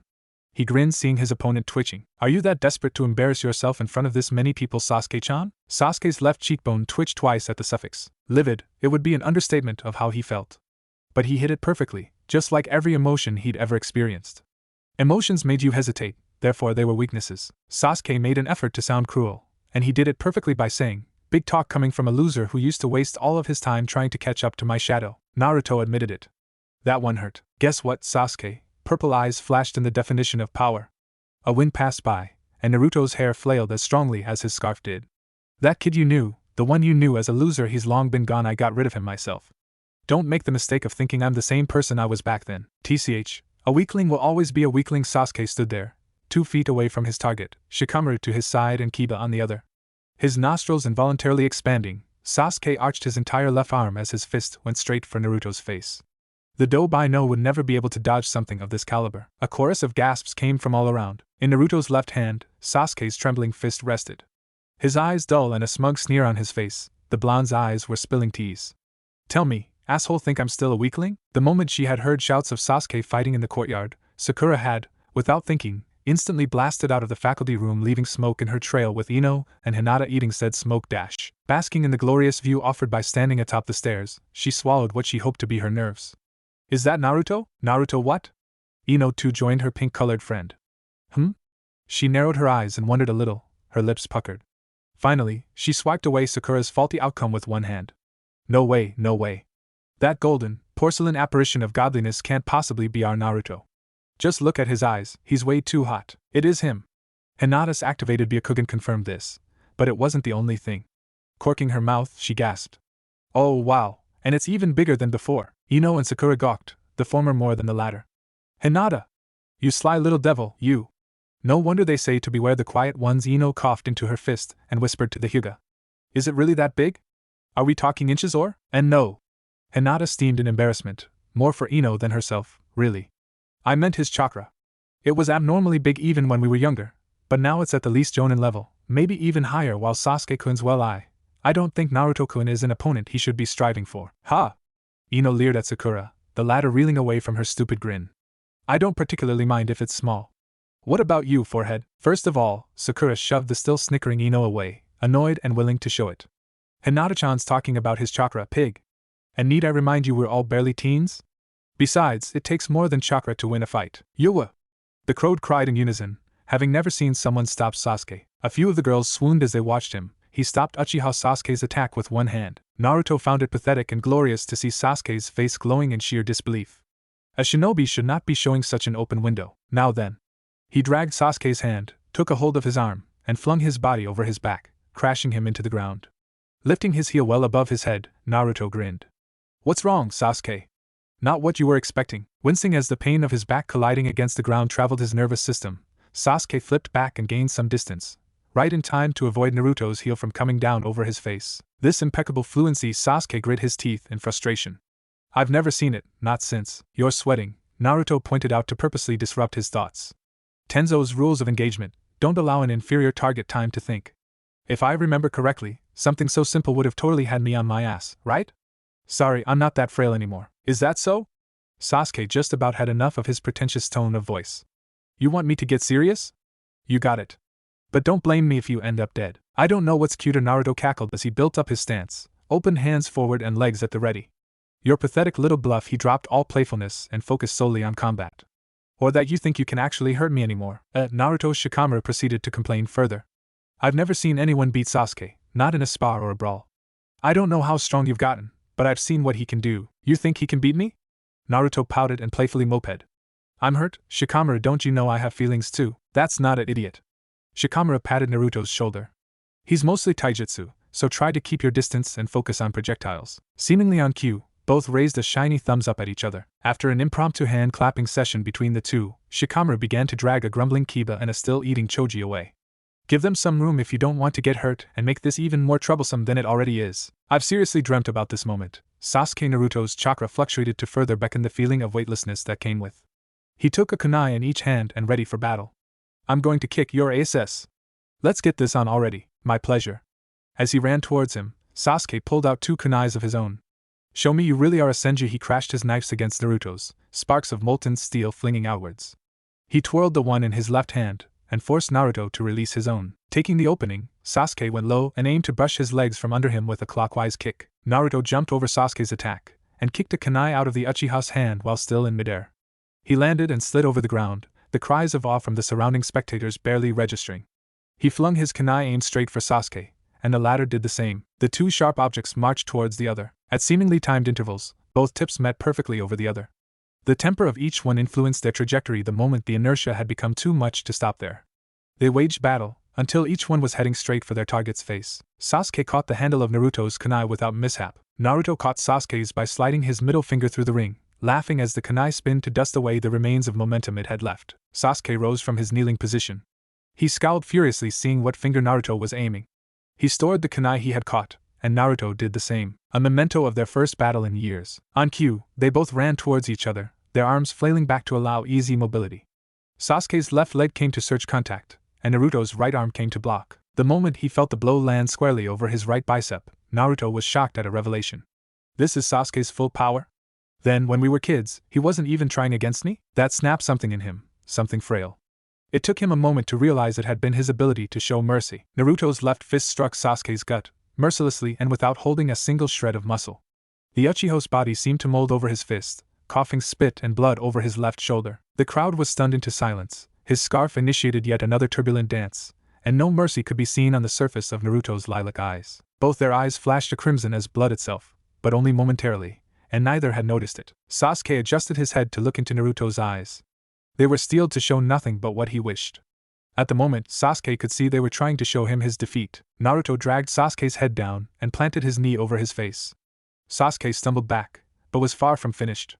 Sending one last glare at his opponent, Sasuke sent 2 kicks for Naruto's head, but were easily avoided. He scurried through Naruto's volley of counter kicks, and sent a fist at the same time Naruto did. They met in the middle, their fists going numb with pain, but neither allowing the other to see an inch of it. It was about time to end it, Sasuke thought. His hands scrambled through seals that were second nature to him. He jumped, his hands together in the horse seal. Fire release, he formed a ring over his lips with his thumb and index. Great fireball jutsu. A bead of sweat trailed down Shika's expression of dread, Kiba and Choji mirroring. Wait! Sasuke, everyone behind Naruto began to run fearing for their safety. Storing his hands away, Naruto stood under Sasuke's great fireball without so much as an ounce of worry. What's so great about a fireball like that? Fire and smoke consumed Naruto. The cry of a lavender-eyed girl came from somewhere. Shikamaru began running headfirst towards the fire, and fear was suddenly thick around the entirety of the large group of people. A flail of winds forced everyone present to shield their eyes. In the middle of a charred amount of land stood a dome of leaves. Its surface was crisped, but before the eyes of everyone present, the leaves that were harmed by the flames seemed to be rejuvenating at an exponential rate. Greenery was all you could see moments later, and the thoughts of worry were dispelled in an instant. Several spectators watched in awe of the phenomenon. What the hell kind of jutsu is this? The whole thing crumbled to reveal Naruto completely unharmed. 3 large tendrils stopped short of the blonde Senju's midsection. None of the leaves touched the ground, they just floated, like rings they kept with a steady rhythm. Feeling Naruto's annoyance, the whole thing furiously trailed around him in perfect balance, like a gyroscope made entirely out of leaves. Me and you, Sasuke, Naruto finally spoke, his expression returning to its usual cheery self. We are on completely different levels. Unlike you, I'm not against asking for the help of others to grow stronger. Nobody on this earth can do anything great on his own. Years back, my sole reason for being was to become Hokage, but in time, another of my goals became to beat you. Now, after years of training, I wondered, did I overdo it? What do you think? Sasuke couldn't believe what he was hearing. Different philosophies fought for supremacy inside of him, each poising rather intriguing points. No. Before he could stop himself, however, he was running into the fray with his eyes refusing to believe Naruto's power. I'm not done yet, actually. Naruto clasped his hands together in the snake seal. Yes, you are. Mokutan, drawing the corners of a hexagonal figure on the ground, sharpened pillars of wood launched out and headed straight for Sasuke's neck at impressive speeds. Literally inches from the surface of his opponent's skin, the 6 razor-sharp points stopped. Naruto forced his annoyance into submission, and calmed the leaves, keeping him safe. We aren't even in the same league, you and I. Sasuke had experience with death, so he knew when it lurked about. Which is why, when he felt its cold hand starting to caress his soul, he had no choice but to stop, lest he wished to face the consequences. He couldn't even move without risking quite literally his neck. It was then that he admitted it. I lost? You unbelievable! 2 girls screamed, each with a yellow and red bow respectively. Naruto won with Mokutan, the Senju win again. An older male declared. I knew it! The Senju always win, great! Now I just lost 100 Ryo. Naruto laughed, and sheepishly scratched the back of his head. Humbly thanking a couple of excited juniors who had neared to say their congrats, he started closing in on Sasuke one step at a time. He stopped right in front and brought his hands into the snake seal once more. The strong blocks of wood retreated on his order, and Naruto clasped a hand on Sasuke to snap him out of his reverie. Naruto grinned. Out of our dozens of challenges, I finally beat you in one, Sasuke. Sasuke stared. He had expected Naruto to boast, to laugh at him at the very least, but yet again this idiot seemed to have surpassed him in yet another subject, humility. He couldn't reply, his pride wouldn't allow it, so instead, his eyes just shifted away from him. It was obvious to him who was the bigger person. Sasuke stared at the droplets of blood in his hand. I no longer know what. Naruto-san, HM? Said Whisker Teen turned towards a group of girls coming to greet him. Hello? His smile could make the sun blush and the moon swoon. What's up? Academy's rooftop. Tenzo's eyes flickered left and right as the playground brawl took place. He was beyond impressed with Naruto's progress. His speed, strength, affinity and chakra, everything was on a whole different level from which he'd left them. An ANBU captain couldn't stay away from Konoha for no more than a year, unless a special task was assigned to him. If the next official heir to the Mokutan wasn't special, Tenzo didn't know what was. But even that wasn't enough to keep him away for over 2 years. He was a very important piece of Konoha's property, after all. Looks like my first assumption was right, Tenzo's eyes narrowed seeing the bronze leaves orbiting him. Even if the intention comes from Mother Nature, the shield of leaves is only as strong as Naruto himself. At some level, perhaps genetic, that technique is still connected to the intensity of his own chakra and affinity. From what I can tell, the shield is likely several times stronger than when I first saw it. Impressed? Tenzo's head snapped back, his body tense. He wondered who could possibly be skilled enough to get the sneak on him, an ANBU captain. Tsunade-sama. Yes, very. I never expected he'd get this strong in just a few years, as did I and Jiraiya. She came to the narrow end of the rooftop. Oddly enough, she felt a sense of déjà vu seeing Naruto use Mokuton to immobilize the snooty Uchiha. I was discussing with Sarutobi about promoting him to Chunin, but I don't think Naruto would like that, even if it would help him become Hokage faster. I'm sure he wants to grow with people the same age as he still. I'll ask him about it later, just in case. Tenzo agreed with a nod. I'm surprised the teachers didn't come out and interfere with this little brawl. That'd be my doing. Sarutobi landed on the rooftop as well. When Tenzo fell to a single knee, he grunted for him to be at ease. I had them rounded in my building for a special meeting involving Naruto's arrival. I don't want any more incompetent Mizukis discriminating against him, even if it is only a week he will be spending here. I trust you kept watch over him, Tenzo? Of course, sir. Tenzo stood back up, his posture firm. I was about to interfere when the Uchiha used a fireball, but I felt Naruto had things under control. Was this your idea, Lord Third? Nope, Tsunade denied. It was originally Naruto who wanted me to do something about the teachers so they could have their little bout. I said no at first, but Sarutobi argued it would benefit Sasuke, too. I don't know why, but Naruto holds Sasuke's opinion in high regard. Plus, Sarutobi wants him to start building a reputation, only God knows why. Tsunade, Sarutobi spoke again. I need you to give my offer some serious thought. Sighing, Tsunade turned back to Naruto. You really are persistent. I already told you, if I accept, not only will I not be able to keep Naruto protected as much as I'd like, but I'd be tied to a village which I hold no love for. If it's protecting Naruto, what's keeping you from accepting? The third quickly retorted. Know that Tenzo and Jiraiya are perfectly capable of doing what you've been doing for the past several years. It's not only that. Tsunade snapped, her eyes softening yet again when the blonde entered her peripheral. I want to be there for him in every stage of his life. Besides, a certain snake will be having an eye out for him. He's the only natural Mokuton user on the planet. He's even more valuable than Sasuke is. No offense, Tenzo. Tenzo saluted, none taken, ma'am. All I ask is that you think about it. Squirming between his agent and student, Sarutobi caught Naruto chatting with some girls. Oh, looks like little Naruto's attracting some female eyes, good man. He reminds me of when I was his age. He raised an eyebrow in confusion seeing Naruto simply laughing. Why does he seem so oblivious to their intentions? Tsunade chuckled. He's probably telling them his thanks for their kind and pure words. Kid's more oblivious to a girl's heart than his father was, which now that you mention it I don't think I want him dating so soon. Her eyes sharpened into those of a hawk. Gold digging, midgets, shaking his head, Sarutobi sighed. Don't tell me you're one of those protective guardians, Tsunade. For God's sake, they're barely teens. Yeah, Tsunade grunted. That's what they want you to think. Daimyo's palace. Asuma considered himself a man of principle, loyalty. That was at the top of his list, no exceptions. When 6 of his former colleagues had tried a coup d'etat against the fire daimyo, under the guise that they would do it to unify the land of fire under one ruler, his first thought was to kill all 6 of them. Mercilessly, he would not lie. Slitting their throats had been a treat. Shinobi needed a certain joy out of killing. It was the medicine that kept them sane. After that whole ordeal, his medicine had lost some of its potency, and therefore needed something more than just joy to keep his stress levels controlled. Smoking had served as his balancing tool, a disgusting act. Even he knew that he used to loathe his father for that very reason. Hypocrisy runs in the family, he once told his mother. Turning a corner, Asuma stopped when he saw Chiriku standing before the large double doors holding the royal chambers. He stared at the man, his eyes growing with amusement. Chiriku, am I to assume you are here to talk me out of it? On the contrary, Chiriku's steps were faint and barely audible even to keen senses. I happen to think a man has to do what he must. However, he stopped in front of Asuma for a moment. Make sure that's what you want. We've both lived through hell and fought for our beliefs. The least we deserve is that. Asuma considered this man one of his best friends. Their relationship had started from shaky foundations, one smelted and fortified with the flames of battle. They were the last of the proud 12 guardian ninja, and such was their burden to bear. Don't worry, it's what I want. The next generation of ninja will need me, and I'm more than willing to serve. I hope to see you again, Chiriku. Shaking Asuma's hand, Chiriku continued on his way and nodded his agreement. As do I, friend. Seeing Chiriku turn the same corner he sourced from, Asuma neared the doors and raised his hand to knock. Enter, Asuma. The muffled words caught him slightly off guard. He huffed, realizing Chiriku had probably requested an audience with the daimyo beforehand. He turned the left door's handle and stepped in, quickly closing it behind him. My lord. The daimyo sat at the edge of a massive, white canopy bed with his daughter's sleeping head in his lap.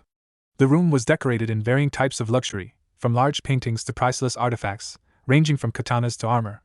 At the very back rested 2 glass doors, one leading to a veranda overlooking the small village. Hazuki, Asuma instantly realized, was no longer a child, the beginnings of womanhood starting to bloom, being responsible. Her face was much less round, her lips had started filling, and her dark hair was much bolder and brighter. She was growing to be a beautiful young lady. The Land of Fire's greatest political figure ran his slim fingers through Hazuki's raven hair. He trailed them across her hitherto cheeks, a smile crossing her lips the moment he made contact. "I'm getting old, Asuma," the daimyo began. "I live solely for the reason that I fear death, and because I want to be there when Hazuki takes the throne. I've only made it this far because of you and Shiriku. For that, you have my heartfelt gratitude." "Nonsense, daimyo-sama." Asuma neared, and stood there, before the man with his arms behind him. "Working for you and protecting you has been one of my greatest honors. Every ninja lives with a purpose. Mine was to serve under you and fight for my father." An expected answer from the Hokage's son, the man nodded. "So, may I assume you will be departing to enact your unwavering courage to the next generation?" "I am," Asuma bowed. "Thank you for all these years of entrusting your safety to me, daimyo-sama.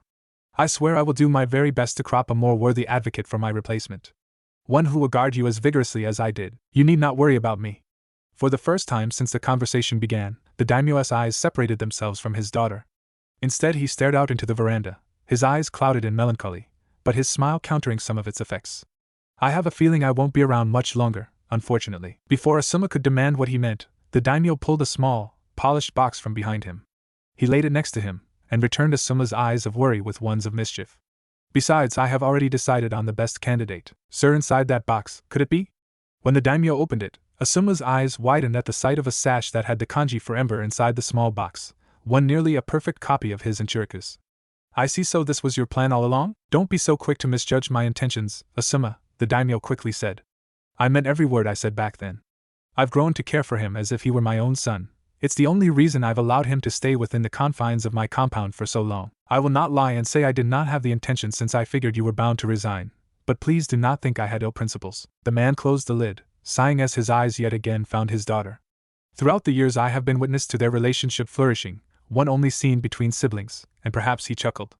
"Well, I doubt I could guess what lies beyond that horizon. I wasn't always there, after all, daimyo-sama." To Asuma, it was like staring at his own father when he was growing up. With enough diligence, many could probably balance their careers and families evenly, but such a foreign concept was no more than a fantasy when it came to men of such high responsibilities. "I'm sure he will accept. Of course, changes will have to be made to accommodate his choice of career, but I wager he will be more than willing to protect someone he considers a younger sister." "Younger sister, huh?" The daimyo nodded, his thoughts going for his own childhood. "As you know, I grew up with countless siblings. It's only natural in royal families, and ironically, I never met my father, nor my mother. All I met were the traps and attempts against my life since the age of 4, most of them from my diseased siblings. It is not an environment a child should grow in. Which is why I only had one child, despite the risk of bearing an incompetent heir. I selfishly went against that custom for the sole reason of keeping Hazuki away from such a life. I wanted her to grow as normally as any other child. But of course, after my wife died, I got severely entranced in my work, and then I nearly lost my way." Accommodating his daughter's head over a pillow, the elder man picked up the box and held it next to him. "I didn't bring Naruto here so he could have a chance at becoming a great ninja and assign him to my guard. No, from the very beginning, I brought him here so he could grow and swear to protect Hazuki. I care not if he becomes a criminal, so long as he remains true to his vow." He offered the box to Asuma. "You will know when to give it to him." "I'm sure." Academy, Iruka's classroom, and therefore Iruka patted Naruto's blonde head. "Uzumaki Senju Naruto will be joining, or should I say, rejoining our classroom for the duration of the week. You all know him well, so it's pointless to have him introduce himself. Still, I want all of you to treat him like you do Sasuke. Do not treat him any different just because he's cleared to become the only male Senju still breathing. Naruto-san. Sit here." "Forget her, Naruto." "Over here, screw you." "Sit over here, Naruto," Iruka growled, seeing nearly half of the class shouting for the young man. In a split second, his head grew to impossible sizes. "What did I just say?" Naruto parted from his sensei, fear and surprise stunning him for the first time today. "How did you do that, Iruka-sensei? Is it a jutsu? A disease? Is it contagious? I have so many questions." Iruka sighed. "Stop being so overdramatic. Let's see, where to sit you?" "No, seriously, why isn't the universe imploding or something?" Naruto waved at the bored-looking Shikamaru in the back of the class. "Hey Shika, it's impossible, right?" "Should be. It's a direct violation to the law of conservation of mass." "I said don't worry about it." Now, Iruka pointed northward, like a captain at the helm of his ship. Sit over there. Between Sasuke and Sakura, Naruto had forgotten how boring Irika's lectures were. He spoke of graduation, clones that sloppily resembled his for some test. One Gigi had told him not to worry about dash, and something about the Shodame's will of fire. He had never been very good at this studying crap. Tsunade had to bribe him with ramen, now an enigma in his diet when she had found out he ate nothing but just to encourage him into learning some medical jutsu. His forehead pressed against the cold surface of the table, he turned towards the smartest student in their class, Sakura. She had given him a warm welcoming the moment he sat next to her, though had seemed a tad reserved. But did it feel good? Not really. He liked Sakura, but he had never liked. The sole reason he had gone after her to begin with was because she liked Sasuke, and he'd wanted to take her away from him. However, Sasuke had literally tons of girls going after him, so what was so special about Sakura? That he could feel something was off whenever Sakura came into Sasuke's line of sight. It was impossible to explain. As the day neared its end, Naruto had gotten so bored he decided he needed something to keep his thoughts from considering self-inflicted first-degree murder. Turning to Sasuke, he decided he had found a source of joy. Raising his right hand into the tiger seal, he aimed his left index at Sasuke's waist. Mokuton whispering, a small branch stretched out from his finger and met Sasuke's waist. Naruto, arbitrarily, proceeded to initiate a series of pokes. Sasuke considered this day to be complete and utter crap. The last thing he needed was Naruto, the one responsible for making today appalling in general, poking his ribs. Sasuke growled, a glare capable of drilling through planet Earth over his face. What are you doing? I'm poking you, what of it? Do you value life? That depends. Are we talking mine or yours? You have 5 seconds or fire will become your second skin. Ho, ominous. How did that work out for you last time? Oh yeah, your face ended up all purple. As soon as the bell rang its soothing melody, Naruto was instantly on his feet and ignoring Sasuke. Oh thank God. He strolled his way down, grinning from ear to ear. We'll fight later, Sasuke. I have things to do. Alright class. Irika cried. The day's over. Make sure you don't forget to practice your clone jutsu for the test a few days from now. No excuses, Kiba groaned from somewhere in the room. Shit. How could I forget about that? 'Cause you're an idiot. Screw you, Naruto. Reaching the bottom stair with half of the girls in the class amassing behind him, Naruto stopped when a peculiar hair color skimmed his peripheral. Oh hey, you're that one girl from that one time. Hinata, right? There were times Hinata wished she could suddenly develop a knack for invisibility, or perhaps have a device that produced it. Of course, technologically speaking, something so convenient was very far off. There were jutsus, but she unfortunately knew none. As such, that only left facing the challenge standing before her. Now, if only she could somehow open her mouth to speak. Remembering her father's words, Hinata smiled as solidly as her character would allow. So basically like jelly. Yes, oh no, she couldn't think of anything else to say. She needed to improvise. And nice weather we're having, isn't it? She had the strangest feeling father would be disappointed. Naruto was too far of an oblivious creature to notice her completely off-topic inquiry.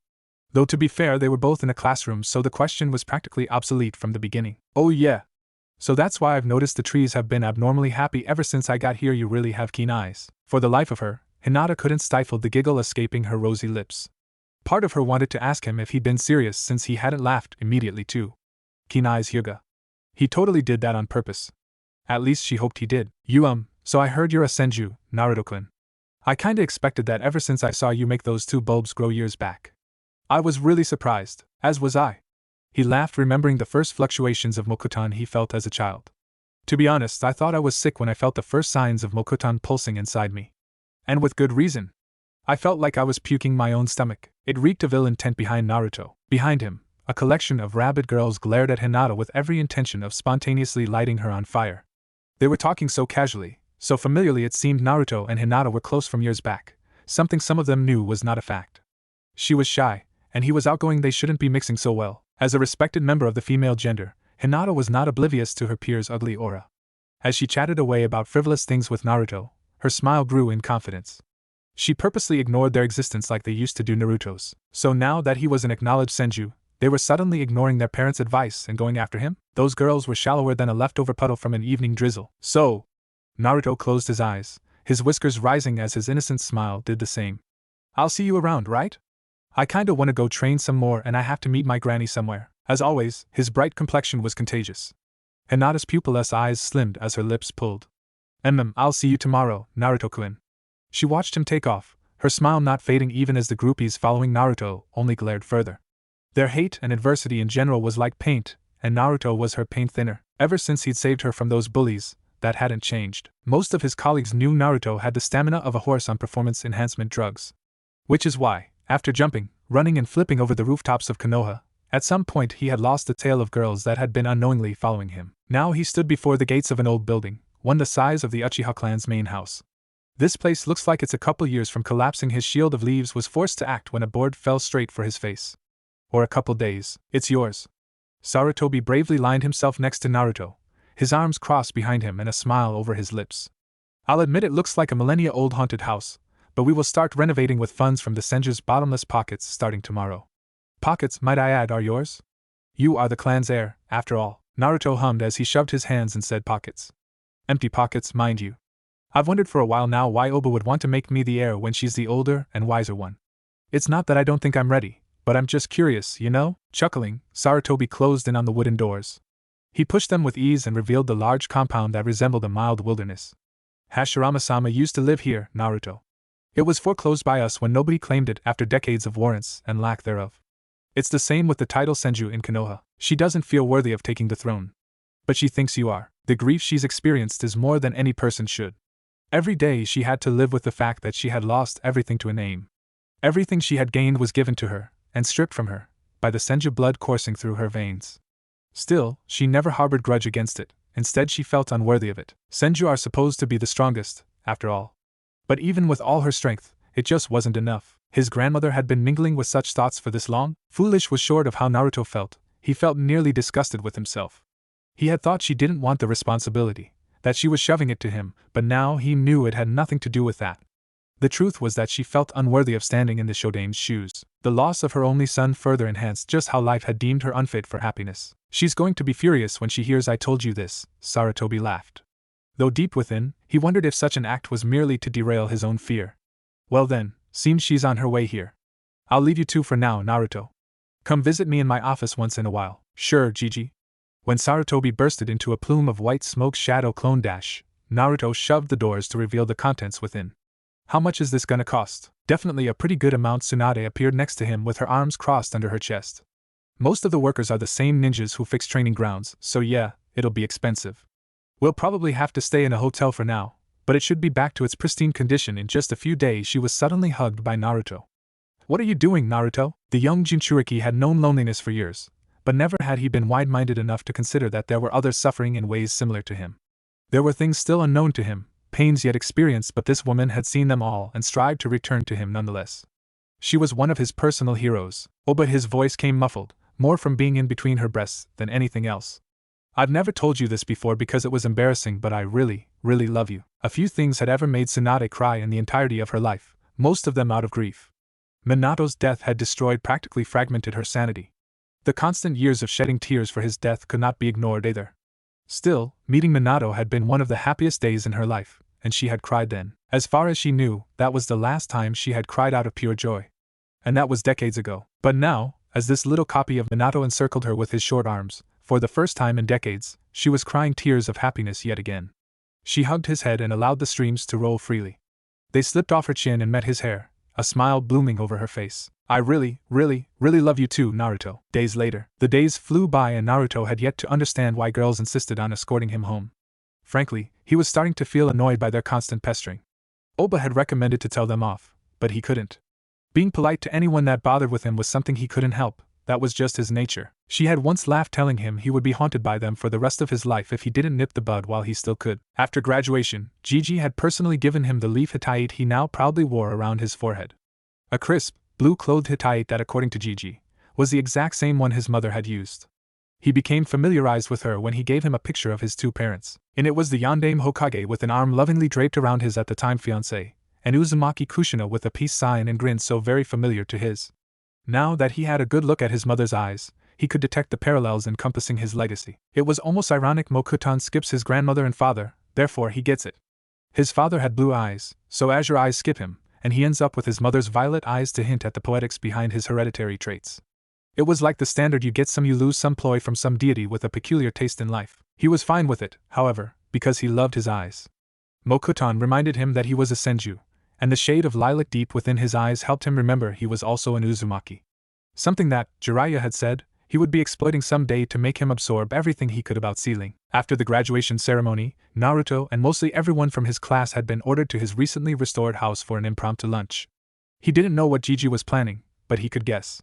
He was probably trying to get them to socialize with those from their age group before declaring the teams. After giving them a tour of the massive gardens on the east side of the property grown and taken care of by yours truly Dash, and the twin metal-framed gazebos to the north, they finally came to rest in the fields of greenery and trees to the west. Even from a fair distance, the background was framed by the masterfully constructed house in the middle. Naruto laid under the hot sun with his scarf curled over his face, Shikamaru to his left, and Kiba to his right.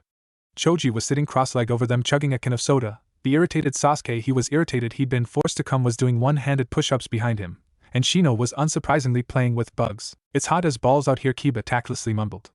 Why the hell aren't we under a giant tree like the girls? Idiot, Naruto muttered back, sweat pooling down the sides of his face. The three of us are trying to see who can last longer under the grueling sun before passing out if my calculations are correct. Which I doubt because I'm seeing 2 suns. We've been at it for about 10 hours. Whose stupid idea was this? Kiba growled. Seriously, we could die dehydrated out here. It's probably over 100 fucking degrees. Shika's the one who proposed it. Naruto answered the question lacking any real interest for an answer. I wanted to have an all-out brawl under the molten fireball, but he said this would be cooler, he scowled. Only now do I realize he was being ironic shit. He shoved Shikamaru, only to realize he was snoring. This bastard's sleeping. How? It's 1,000,000,000 degrees out here, Choji snickered. You guys are seriously underestimating Shikamaru's ability to sleep in any situation. Kiba started crawling his way towards the trees, where he could make out the girls giggling amongst each other. It was a paradise for a man starved of water. Shade. Just a little shade. It wasn't until Kiba was nearly halfway from reaching the girls' area that Naruto brought his hands together into the snake seal, molding his chakra. Mokutan. Sucks to be you. Kiba over his head, and before Choji, Naruto grew a tree large enough to shade the whole group. Except Kiba. He was too far away. Naruto began to roll and laugh. Kiba could barely manage to glance over his shoulder as sweat crawled its way into his glowering eyes. Ah, Naruto. You dick! Grumbling, he started making his way back to Naruto's tree. Unfortunately, it was still the closest. How long do I have to stay here? After finishing yet another 100 push-ups, Sasuke sat against the tree's trunk, swiping the sweat over his face. We've been here since morning. I'd rather be climbing a mountain than doing mere push-ups. It can't be much longer, Shino answered. Unlike his peers, he was actually doing something productive. He was keeping the flames of war from breaking out between 2 neighboring anthills. According to his parasitic insects, negotiations were going smoothly. However, one side was insisting the former had intruded on the other's land and ended up having an affair with their queen. Why, you ask? Because Senju Tsunade-sama is nearing. Naruto. Come here, crap. Did she see me screw over Kiba? Naruto lazily stood back up and stretched, his energy suddenly returning and leaves coming to greet him. Turning towards the house, Tsunade was there with her hands pressed against her waist. I'm coming! He trotted his way across the large field and stood firm before her. Oba, I have no idea where that tree came from. It's a mystery. I suspect Akamaru. He must have mastered Mokutan somehow. Tsunade's brow raised at this, but she quickly brushed away the excuse when she figured it was just another of Naruto's shenanigans. I don't know what you're talking about. Besides that, I had the maids make everybody lemonade. They're busy cleaning, so I need your help to bring it. He made a face as he loyally followed after Tsunade, though obviously annoyed. Can't you use shadow clones for this? Sliding a glass door open, Tsunade scowled. What did I tell you about using jutsus like that? That jutsus are for combat, not for doing housework. I know doesn't mean I shouldn't use them for something so simple, though stepping inside the coolness offered by the air conditioner, Naruto wondered yet again if this place was not a little too modern. I know you're just punishing me for sprouting a tree to make some shade. A sudden crash inside the house caught both the attention of Naruto and Tsunade. The latter stared, and the former nodded. Pulling out a kunai, he followed after her as she squirmed through halls. Reaching one of the many lounge rooms, they immediately stopped, their jaws slacking. Jiraiya was soaked in so much blood, his usual garbs had turned into masses of sponge cloth. In his arms was a boy of Naruto's age with ruby-red hair, and clothes that hinted at Tsunade's culture.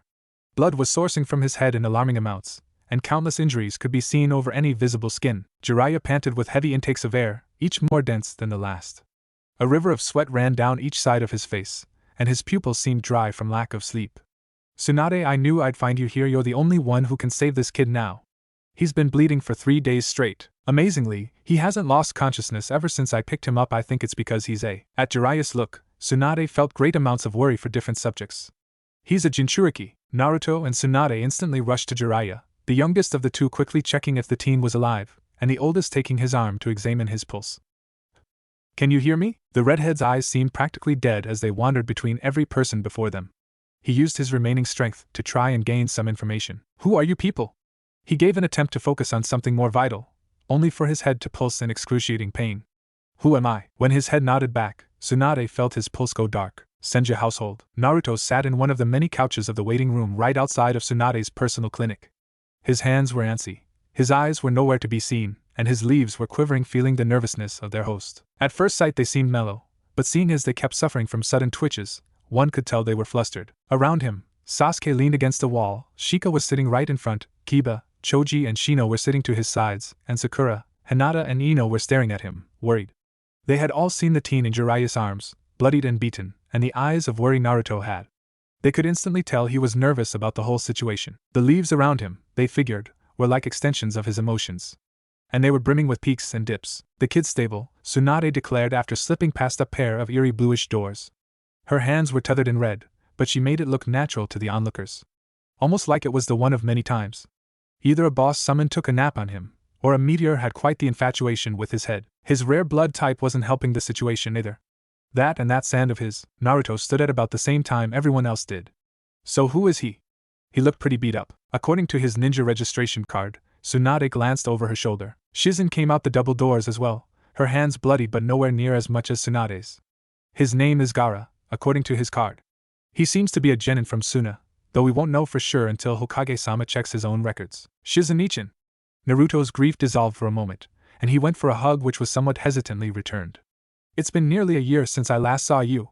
How you been? Where have you been? Shizen's lack of enthusiasm to hug him was due to the blood over her scrubs. But just like she was just as happy to see him. Sorry, Naruto-kun. Somebody had to pay Tsunade-sama's debts from around the world. She sent a withering glare to the whistling Sanin. Anywho, back to our charge. He's been asking for you. A golden brow was raised. For me? He doesn't even know my name. Kiba coughed. He was probably asking for a dull-looking blonde with the face of a cat. Piss off, Kiba. Naruto offhandedly muttered. No, seriously, why is he asking for me? Shizen shrugged. Your guess is as good as mine. Tsunade suspected why. By all medical standards, the brat should be in a coma right about now, but thanks to his Jinchuriki status, he's already starting to recover at a boggling rate. It's the reason he's asking for Naruto to begin with. With his memory as it is, he's asking for the closest thing he can unconsciously identify with. Another Jinchuriki. The seal he had was a mess, and had Jiraiya not tampered with it, the beast would have escaped and his death a definite outcome. However, though he shouldn't have a reason to fear sleep any longer, he seems to want to remain conscious by instinct. Cracking a custom that crucial is hard to break, after all. Naruto, Tsunade started. Go talk to him. But keep it under 1 minute because I want to put him to sleep for a few days. We just got through fixing his head, which I figure was squashed by a dwarf planet weighing a quintillion tons. Yes, ma'am. Shikamaru sat back down and crossed his arms behind his head. His eyes followed after Naruto as the latter made his way towards the clinic down the hall.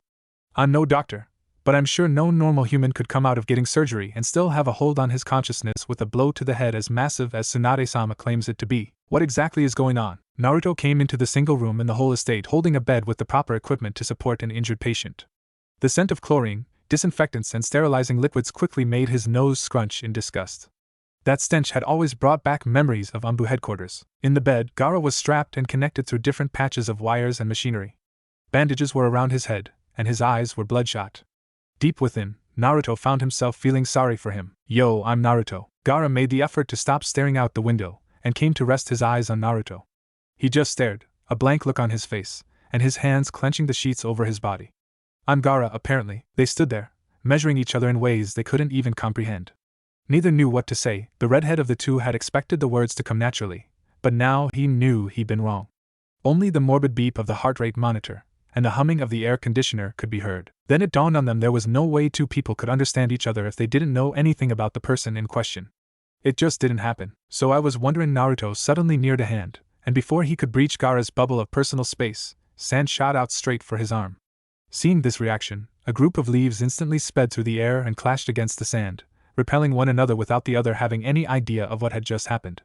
This is, both their eyes broadened at a revelation. They say friendships are born when a person finds out he is not the only one in a peculiar situation. And as leaves swam over Naruto, and sand influenced their trajectory by providing weight, both teens stared at the other with their mouths slightly parted in surprise, realizing they were no longer alone in said peculiar situation. After a minute or so of stunned silence, Naruto smiled, and Gaara found himself mirroring him. Academy. The following day, Naruto, Sasuke and Sakura were strewn across their own piece of furniture. Naruto was laid over a desk, playing with the trajectory of leaves and making them wage war against plucks of dust. Sasuke was trying to nap on a desk, and Sakura was glaring out the window. They were the newly formed, officially instated, Team 7. Sasuke felt bothered by such a team for three very annoying, very frustrating reasons. 1. The president of his fan club was in Team 7. 2. Naruto was also in it, supposedly because he hadn't turned in a single assignment or test for the past decade. Had he been a conspiracy theorist, he'd suspect the Hokage pulled that excuse right out of his ass just to screw with him. And 3. That he was in a team at all. Their supposed sensei being 3 hours late was not helping. Sakura was irritated for two things, none of them involving Naruto's very existence, per se. First, and this was the most irrelevant one, their Jonin sensei was late. Second, she felt uncomfortable around Naruto in general. She had responded to his approaches years ago so horridly, maybe even vulgarly so. But now he was suddenly a Senju, and rumored to have been the winner of Genin of the Year had he not failed every single subject for lack of attendance, a total deal breaker if she ever saw one. She wasn't contemplating in appealing to those requests for dates, she wasn't that shallow. No, she was only ever going to have feelings for Sasuke. She just felt she had been rude to him. It had been awkward welcoming him back days ago. She felt she needed to apologize formally. He was the heir apparent to one of Konoha's founding clans, after all. As was Sasuke, but she'd liked him before she even knew how popular he was, popularity which to this day she loathes. As Naruto mingled with thoughts of Gaara and his similar version of self-defense jutsu, he couldn't help but wonder what would come out of their relationship. For now, however, he had a slightly more important dilemma: boredom. Suddenly, he found himself flailing through the air and landing before the chalkboard. He took one of the dirtiest erasers and neared the door. He threw it into the air, grinding against the wall, and used a tiger seal to stick out two wooden pillars so the eraser would cling to them without falling down. All right. Now stay. Sasuke turned towards the blonde, practically doing a jig right in front of his desk. You can't be serious. This guy's a Jonin. There's no way he would fall for such an uncreative ruse. Just shut up and watch. Naruto sat cross-legged on Irika's desk, tapping his fingers over his knees like he was playing some elaborate piece on a piano. Come on. He's definitely the same idiot I always knew. Ugh. I hate feeling like this. Sakura felt annoyed with herself. I never knew the Senju could be so childish, though. Someone's coming. It might be our sensei. Naruto drew the tiger seal in one hand, and waited for his prey to open the sliding door. Once the door opened, a silver head poked in, and Naruto made the pillars recede back into their original place, dropping the eraser. It fell squarely on the Jonin's head. Ha! Got him. Hatake Kakashi considered himself a very volatile man. He could be reading a book involving very naughty maids 1 minute, and be slitting a man's throat the next, both on Saturday nights. Which is why, when he allowed an eraser to fall on his head for reasons beyond even himself, all he did was smile under his mask and seem kind at first sight. My first impressions is I don't like you guys. Their looks of shame was something he enjoyed seeing. Training Ground 3, next day. After introducing themselves, a process Kakashi considered fairly useless since they'd known each other since kids. He had given them the honor of knowing his name. Usually, the teams he tested weren't even allowed to know that before he mercilessly and joyfully failed their asses into the ground. However, this time he had a reason to be optimistic and biased, really. These weren't your regular prospects. To the left of the team was Hirano Sakura, one of the brightest minds to grace the academy ever since Tsunade Senju. To the far right was Uchiha Sasuke, Genin of the Year like he and last of the prestigious Uchiha clan. In the middle stood perhaps the most crucial of all.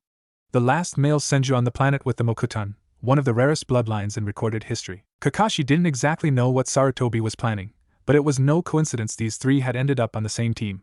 One did not just put the brightest mind, the strongest body, and a Jinchuriki on the same team and call it mere luck. No, it was obvious to Kakashi Sarutobi had planned to put these three together ever since their colors had started to show. They were the three closest ninjas to resemble a certain legendary team, after all. Okay, Kakashi clapped his hands.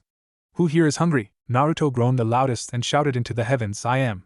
My body needs nutrients. It's what makes me capable of using Mokutan at my highest capacity. This is crap and unjust. What kind of monster makes us skip breakfast like this? Good, Kakashi pointed at the 3 logs behind them. Because there's an alarm there and 2 bentos. Whoever gets one of these 2 bells, he jiggled the aforementioned objects to demonstrate they were tied to his belt, will get one of the 2 bentos I brought. And not to toot my own horn, but I know my way around the kitchen, thank you very much. Pulling out a beige-colored book, Kakashi began to read. He stood there, reading and turning pages for a good 3 minutes. As the irritation of his students steadily inclined, so did the sounds of his giggling. A stethoscope doesn't go in there. Hui, what a naughty nurse you are, he hummed questionably when he detached his eye from his reading material. Oh, and by the way, I'm aware there are only 2 bells. Come at me with the intention to kill, because whoever doesn't manage to get one goes back to the academy for supplementary lessons. So begin. I ain't going back to school. Mokutan. Naruto brought his hands into the snake and crushed Kakashi between two pillars of wood as his teammates headed off into hiding. Oh shit. I might have overdone it. From a bush east of Naruto and Kakashi, Sasuke silently slapped his forehead. I can't believe this idiot. Sakura crawled her way under a couple of leaves, sighing and refusing to even acknowledge what had just transpired in the middle of the field. You'd think someone as strong as him would know what ninja discretion is. Geez, your control has improved. Naruto was appalled to feel Kakashi behind him. He had stood there, until literally the last second, and then escaped his attack in a second interval. He swished back and fell into the stance Tenzo had drilled into his head. His speed is unbelievable. I didn't even see him move. It dawned on him for a moment. This dude's a jonin in technical terms. He should be as strong as Tenzo-sensei. Well, Kakashi muttered. According to Tenzo's obnoxious boasting, anyways. Though to be honest, I feel you're still lacking some spunk. Lacking? Naruto remade the snake seal for more potency. He recalled the tears of his hard work, the blood shed to get to where he was. I'll show you lacking. Kakashi had been tempted to stare at the flailing green chakra oozing out of Naruto's body. It growled and throbbed, forcing the blades of grass under him to applaud back and forth in response. Leaves came and greeted his aura, falling charmed and attracted to his impressive source of energy.